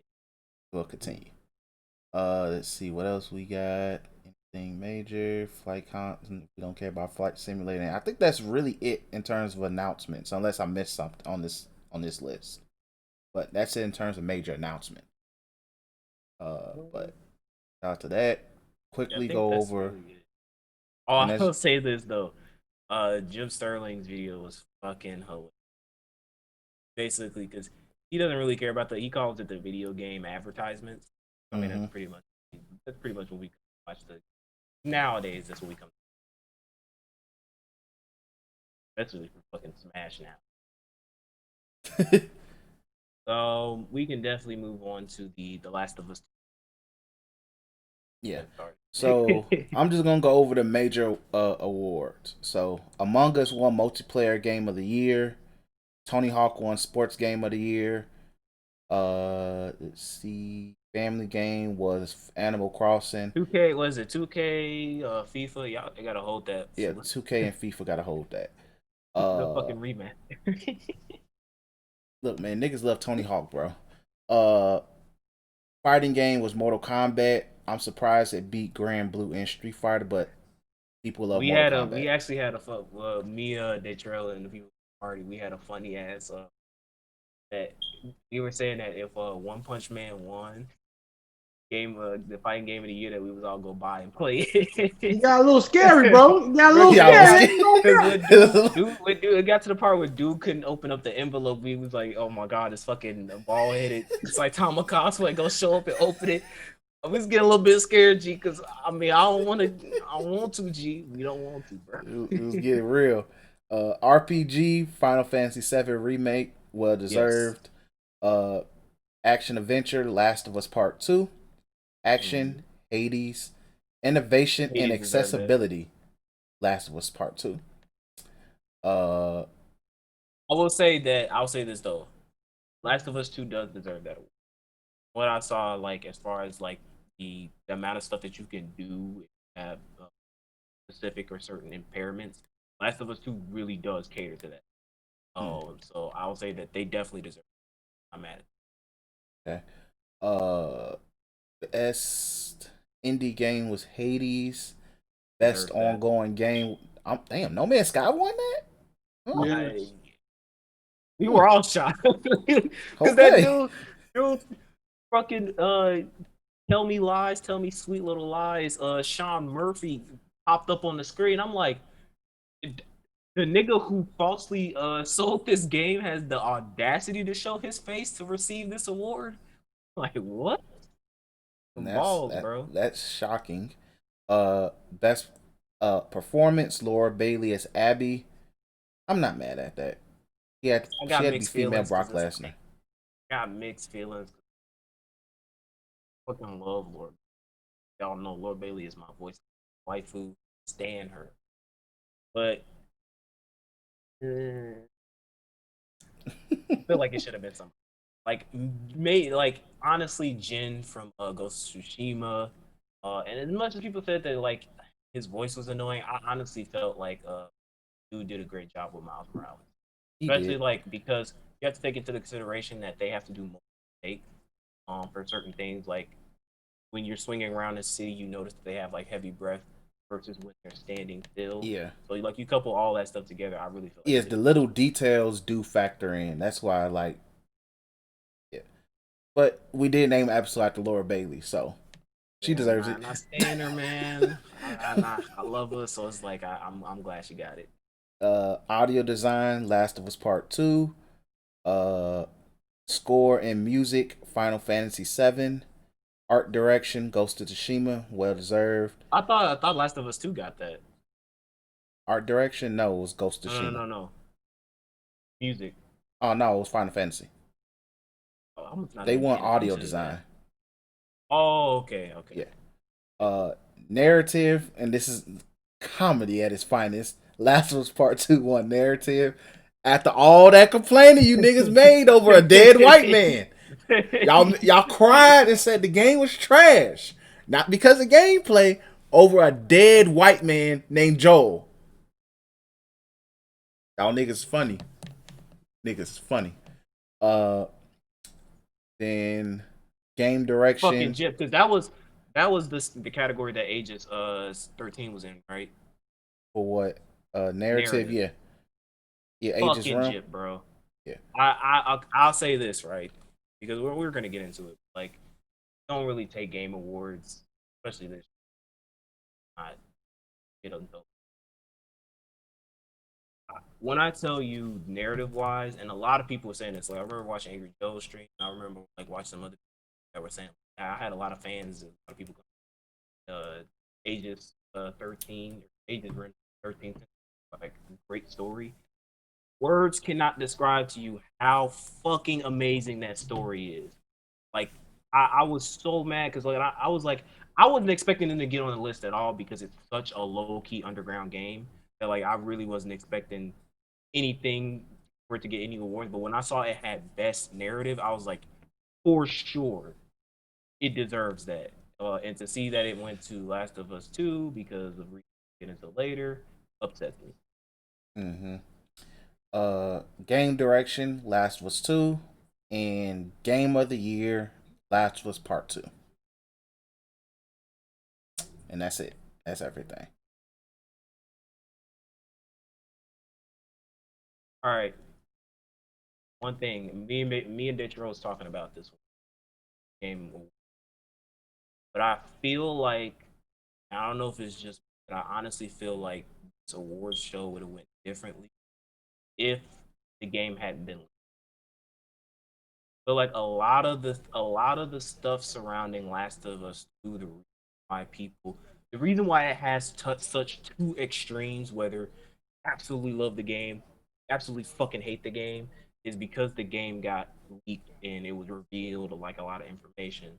Couple that with the fact that like another reason why I think that Laura Bailey won voice actors of the death threat. A lot of people were like, "Go build you up, prop you up," which she deserves it, right? Get that award. Did a fucking event. But when you like I feel like it's one of those things where it's like the controversy that game is what made it get a lot of those, and I feel like it would have went like it's kind of like the Red Dead situation where Red Dead was like it came out so close to the Game Awards show, and people were like hyped it up like, oh, greatest fucking game of all time. Oh, this game is so fucking amazing. It was winning so many rewards because of that. But then ultimately, the game that got it, that deserved it, was God of War. It's a Mm-hmm. reversal with this one because it's so much just toxicity and controversy surrounding Last of Us that it's just like that's the game that's on people's mind, regardless. So it's gonna win that. And then you couple the fact that it's kind of like democracy, where like our votes matter as far as like the electoral college votes, but it's less so in the game awards, where it's like we can vote for who we think is win, but it's ultimately up to like the games media, journalists, and also decide which games they feel like should get the award, the final say, because sponsoring it. So you have that, and a lot of the journal medias, what were they saying? Like fucking, I think it was GameSpot that said like if you don't like the game, you're a fucking virgin. Like you have a lot of these people going like if you don't like the game, you're transphobic, you're homophobic, you're a virgin, blah blah blah. You have people who hate the game saying like if you like the game, you're not a gamer. Like it's just all this shit going around that like just really led to this game running through the game through, which we all predicted. I think we were all like, yeah, Last of Us 2 is gonna win. That's just how much of a joke it is. Like not I'm not surprised. I'm mad at certain entries like best narrative because I wasn't expecting a game like Aegis to get that recognition, and to see that a game like that got recognition and it got snuffed because of some stupid ass controversial dead white nigga pisses me off. And then you got games like it was nice to see that Hades got some shine. It was nice to see that Final Fantasy 7 remake got some shine. It was nice to see Among Us got some shine too, because they deserve it, right? But ultimately, a lot of the stuff that Last of Us won wasn't, to me, it wasn't earned. Like to me, the one award that they truly earned was the accessibility one. Because I saw a lot of that stuff and I was like, yes, this is actually really cool what you did, Naughty Dog. But a lot of those other awards were just pure kind of like let's get some people to watch our show because Twitter's gonna be a fucking cesspool and Twitter was a fucking cesspool. That's all I gotta say on it. I'm not gonna take it too serious. I'm not gonna get on a fucking rant or anything like that. But like, just don't take this shit too serious. It's your vote really doesn't even. You got your own personal one. Just do it. Acknowledge that. And just because Last of Us was a voted game of the year does not mean that it's game of the year. There you Yeah, I agree with everything Cam said. Last of Us won the year when the only competition was a remake and a game that's on a Nintendo Switch and a PC. So, you know, had a good chance. Oh yeah, and Ghost of Tsushima, but I don't consider that a game. I consider that a walking simulator. But, but shout out to that. Next year is going to be crazy, man. especially if a lot of things don't get fucking delayed. It's going to get real crazy, and we'll be all over. We'll be through this all over again. Hopefully, we get to see the Elder Scrolls teaser. Probably won't though. But yeah, it was a cool gaming awards. We didn't talk about that one game that had like 2 frames a second, but I won. Oh, go ahead and bring that up. Look, that game had everything you want in a medieval RPG in one trailer. In one trailer, niggas was riding dragons. Niggas was sword fighting. There was wars. There was a whole bunch of villages. There was Nigga snow. had dope ass combos and shit. It had everything. The only problem was that it moved like base PS4 Cyberpunk again, and it was kind of wild. Now, Bro, I want it. he was like, "Oh, maybe it's YouTube, maybe it's Twitch." Like, they're like, "No, that was the game." I want it. And it's funny because you're like, man, this game looking heat. And then the nigga strafing with a fucking dragon. I'm like, yo, I needs that. Okay, I needs that. Oh, man, I don't know when that game coming out. Whole time that game coming out probably be hot garbage. You go load your screen, your PS5 gonna have a smiley face like I'm looking for a game to push the system. I'm looking for a game to show why I paid for this hardware. the first game that makes the fucking PS5 sound like the PS4, bro. I'm deleting that shit off my system. Hey man, get ready to delete God of War 2 then. That shit gone, bro. It was cool. It was cool. I always love watching awards and stuff.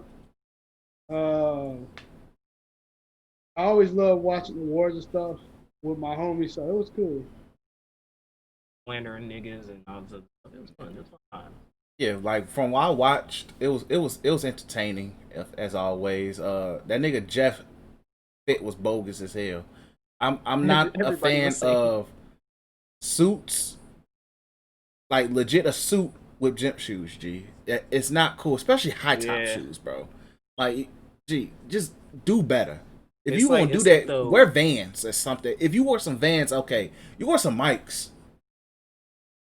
No, It's like the worst version of the jean dress shirt combos. Like the jean suit with the dress shirt combos. Like, bro, like, how do you go dress professionally or you go dress casually? Pick one.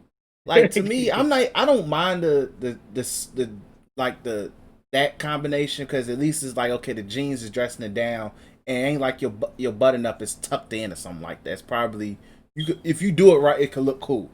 But my nigga, stop wearing full tailored suits with gym shoes. Stop. You could have got some slippers, some loafers, my nigga, or some Vans. He Miles Morales with the Spider-Man suit. Bro. And look, man, that's a different situation. And then he don't got the exaggerated swag of a black teen, so it don't work. So you ain't got the juice like that. But overall, like I enjoyed it. I'm not surprised it was it did get to a point where it became a Last of Us 2 suck off fest. It happens. It's every award show, not even just the gaming awards. It's the Grammys be like that, the Oscars, the Emmys, all of those award shows become a suck off fest for whatever the biggest hottest thing is. Even though the Grammys fucked up this year, the Grammys didn't do it right this year. Kid, you know I bump Weekend. I bump particularly a bunch of songs, especially while I'm taking a shower. Mm-hmm. They didn't even put Weekend in that album I listened to religiously. You know they didn't. They didn't put him for the Grammys, bro. The Grammys tweaked this year, but any other year, they'd be like, oh, okay, makes sense. Shout out to Chloe and Haley though. They nominated. Yeah, Yeah. Chloe and Haley nominated, but I Ellen don't and think they're gonna Queen, get bro. sucked off like that. But yeah, the point is I'm not shocked. It was cool. The announcements were okay. Like I was more hyped for Sephiroth than anything because Sephiroth my nigga, and just getting to play with Sephiroth and probably fake stab niggas is gonna be a mood. So I can't wait to down thrust on. hey, the amount of remake, and then they just added that picture update on the Switch. Yeah, G, Mud's about to act a damn fool, G. So Mud's gonna act a whole ass fool. But overall, like it was cool. Like it was a award show. It's the gaming award show. Like in a pandemic at that. So Or treat it like Jim Sterling does and call it the video game advertising show. That too. But I will say that. But it was this is my main gripe. It was Thursday, right? Yeah, I should not have been on Thursday. Yeah, I'm like, gee, it was on the most random day of the week. So like, imagine if you Coupled with the fact that Cyberpunk came out too. Yeah, so everything was so weird. So like, imagine if you somebody like you're a streamer, you probably live streaming it as watching it. You really couldn't even do that because it's you probably working or something. God forbid. So like for us, like if it happened like on a Saturday, we could have probably had time, but like, oh, we're going to live stream the video game awards and talk shit like we would do in the party. That's something I wanted to do, but maybe next year if you guys put it on a reasonable date. But that's honestly my main gripe. It was nothing special. It was a award show, so shout out to that. But so let's see next year, and also be on the lookout because if it's on an ideal time and date, we're gonna live stream that shit and we're gonna give it some bars. Y'all gonna be entertained by us. Like y'all gonna be outright entertained. But let's go and do our clown.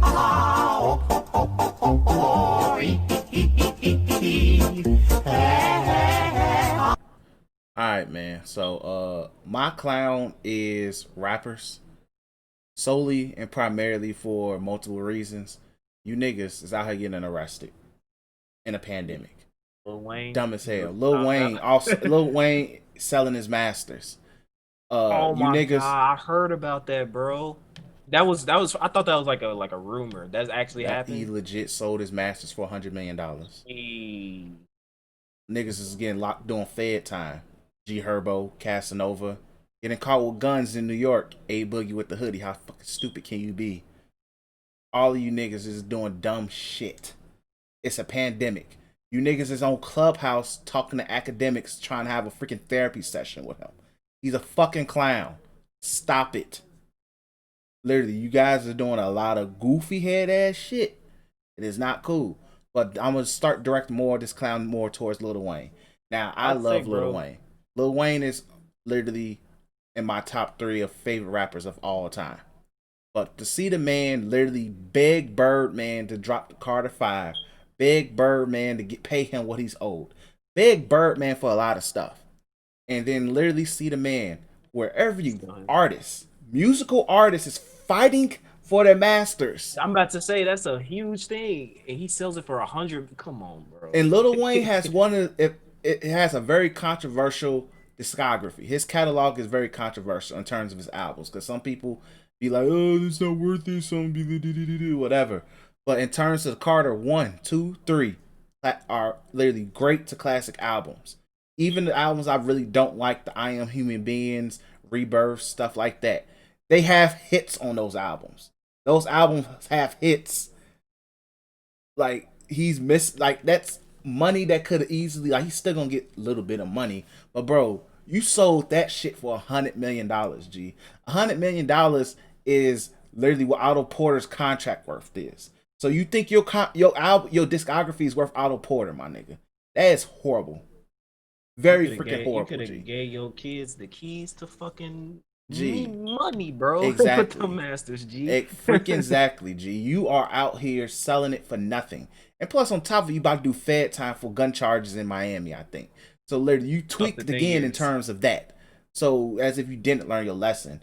But the fact that you selling your shit for $100 million, you like, Lil Wayne is arguably the biggest artist of this millennium.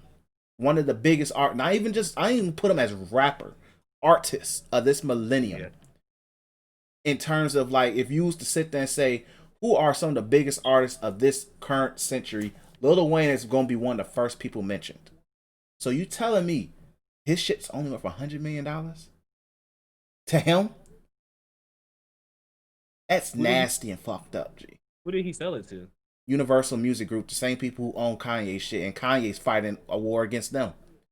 Oh my god, bro. So literally, that just makes it even more stupider. So literally, if you want to continue to just go into more detail how disappointed I am, listen to Timeless Vibes podcast. You also see my co-host Chaz Vibe, who couldn't even explain the errors of his favorite rapper's ways.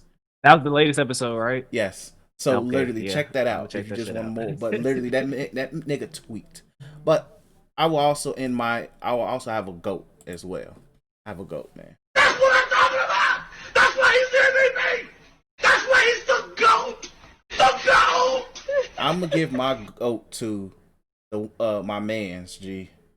My man's G. He's the funniest nigga, G, on the internet, bro. Drewski, the funniest nigga on the internet, G. that video, and not even just that one video he dropped, but the freaking the record label, G, could have been records, G. Between that video of, like, dude saying, "Hey, you got a good girl, that shit is real. Look, bro, let me tell you something, bro. You can say I got a good girl. You give me 2 shoulders tap, somebody dying in the night. 2 shoulders, you got a good girl, bro. How do you know? Matter of fact, don't touch me. And don't touch me. You hugging too long. But just bro, she did the little shake thing, bro. That's a church hug. You gonna go to church? Nah, man. He told that nigga who made that who produced that beat for you. Kill that nigga. Like, bro, the could have been record shit be hilarious because people he legit be trolling niggas. I don't understand how people actually think that's a legit, like, bro, this, like, the funny part is, like, you could tell when he's about to hang up on people. Yeah. he's like, oh, really? Your bitch ass. Like, he'll just sit there and roast niggas and shit. I'm like, but yeah, my man's white dude. He's like, man, you want some drugs right now? He's like, yeah, I'm off 2 Addies, 2 Zanies, 2. He's like, all right, This guy's about to die. He's really about to About die. to fucking die. This is zany. Like, Oh, G, so scared, bro. like, bro, It's fucking like hilarious. Drewski is the funniest dude out here, and like it's not like we all have no moments where it's like niggas have that moment where they all just funny, but he's consistently trying to Bro. originate, G, and I respect it, bro. And plus, big niggas out here winning again, G. But shout out to Drewski, G. You one of the goats, G. Keep making that content that's creative, G. That creative shit, G. We respect it, G. That's it for me. So my time, I'm gonna try to go quick. So anybody that knows me know I'm a very, very nice guy. I'm probably one of the nicest guys in this world, at least top 25. Up to, I have a very long fuse, but it's skinny. So, like, I'm very hard to anger. But if you anger me, it's like a very small fuse, right?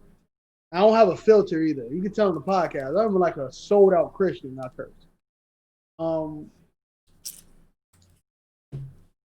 So I work at a retirement home because COVID ran through this joint like Bun B ran through a pregnant chick. And for y'all know, anybody who know UGK, you know what I meant by that. So I personally don't care about work. As long as I got money to pay my rent, I can look at Goku every day, play my game, got a PS5, I'm all straight, right? I serve. I don't sit in retirement, but I serve. I make sure these old people eat until I get up out that place, which will be soon. My job is to make sure these old people get what they need. Do I give a fuck about them? Of course not. But I make sure they get what they need. I don't care how many degrees you got. I don't care how many schools you went to. I don't care if you came over here from some foreign fucking country. We give a shit. Not one. If there was a single fuck I give, it will not be in that place. Lady came to me about some desserts. I told them, these desserts go to these certain people. That is what my job entails, because that's what they told me before I left. I don't give a fuck about if this person can't drink milk. That's not my problem. Everything we fucking make dessert with, except for one singular fucking Jello, has milk in it. Love me. So if that resident gonna shit all over the floor and y'all don't want to smell it, clean it up, or deal with it, I don't know when y'all saw that in that contract that Detroit gave a fuck, but he don't. I don't. So I politely said, we can't give her this because it goes to the renal. People on dialysis, got diabetes, all that type of stuff. Fucked up kidneys. They have to have it because they can't eat anything fucking else. No, this person getting this. This is what I'm saying. I'm 24. I'll tell y'all my age. Unfortunately, I don't look it. Me and Cam has this problem when we don't look our age, right? That's unfortunate, but it is what it is. Cam, what you 22? 23. 20. Look at that shit. And I was scaling up because I wanted to respect my homie. We have this problem. I was on an elevator with Willie. You know the floor care guy, Willie? Yeah, On an elevator with him. Cool folks. He was like, bro, how old are you? I'm like 24. He was like, damn, bro, I thought you was my age. And I'm like, damn, Willie look older. So finally somebody telling me that I look like I'm 28 or something like that. Like, damn, bro, I just turned 21. I was like, huh. Hey. I say all that to say this. I get little bro. My big brother worked there. My mom's worked there. I get little bro because my mom, she plays with me. She treats me like a kid. And my big brother is extremely overprotective. But even if my mom treats me like a kid, even if my big brother is extremely overprotective, I am a grown fucking man. I have did things that people do not know because I am a grown fucking man. At the age of fucking 12, I have did things that most people haven't did in their whole entire lifespan. And that's on my dead homies. I'm a change man as well. God is so good. But One thing you're not going to do is treat me like a kid because of where I work, how I sound, how I fucking look, or where I come from. And not because of where you come from, where you work, what's your title, what's your fucking age. There's not a single fuck I give in this world for people. Not a single one. So long story short, this lady was talking to me outside her mouth, and she did something that I hate. Tried to belittle me, and told me to shut up. It's one thing to tell me what. Another thing to say, can you calm down? One thing to tell me to shut up like I'm a bitch. Don't bitch me. So I politely said things that shouldn't be uttered in this podcast. So to go where you came from. And not to another country. That's kind of racist. But go back to the nursing station because that's where you belong. You're a nurse. I serve. You get paid 25 fucking hours to kill people. I just feed them food. Damn. So it is my thing to do my job right. And I didn't. Now this fucking lady is scared to be up there with me. And I'm not a violent person. I'm not a scary fucking person. I'm not a mean person. I'm the nicest nigga that you will ever fucking meet. Trust me on that. Everybody fucking says it. But I have a short, long, thin fucking fuse. There's few things, probably like 3, that somebody can say to me that they won't get away with. And treating me like a bitch is one. I love my homies. That's why I respect them. They treat me like a man. I respect that. And this, not even a public service announcement thing. This is just my clown. You are a certified clown if you think I'm a bitch. You are a Hall of Fame if you think I'm going to accept that shit. And you are just a dumb fuck if you think I'm going to let you get away with it. So that's my clown for today. I'm not going to say no names because I don't want to put people out there. Just know, even if that person listens to what 99% sure or not, I'm not a bitch. Mama ain't raised one. If she did, I'd be a fucking female or something. And I'm not. So. It's inclusive though. Now your love was all so sad. You had a choice, but you failed. That's what was going through your mind. She was like, sir. Oh man. All right, so my clown goes to One Piece Treasure Cruise. Fucked up. No, this more so it goes to everything. So the new developer, his name is Yoshi. He used to be a developer of Dokkan, and I can see why them niggas kicked him to the curb, or maybe he left of his own. Thank God he not in Dokkan. This nigga's ass. So like this, the new debut banner that came out for the unit, which is Boa Hancock in a swimsuit, baby girl, is really bad. Like, I'm not gonna get into it because you have to understand the game and whatnot. But it's like people were like, the game is about 6 years old. So, like, it initially came out around 2015, 2014 era. People were saying that this was like a year 1 banner structure. Really bad. And on the JP side of things, it's not been getting any better. So I don't know. I know a lot of people, like, shout out to the One Piece Treasure Cruise community. Unlike the actual One Piece community, they are some cool people. We a chill community. We like to play the game. We want to see the game good. So we kind of like just discussing it. But let's get some word of mouth that this shit is ass and needs to be changed. Because y'all saw how sudden Naruto Ultimate Ninja Blazing got shut down. Don't let this happen to One Piece, man. I don't want, especially coming from me, when I spend a lot of fucking money on this game, I want that shit to just die until I die. So, yeah, One Piece, you get this clown. Change, please. And that's it. All right, cool. So those were our clowns this week. Just know, do I have that? I don't think I got that queued up anymore. Oh, yeah, I do. See, when you do clownery, the clown comes back to bite. Always. But if you the GOAT, light always gonna shine upon you though. But we appreciate you guys for listening as always. Greatly appreciate you guys.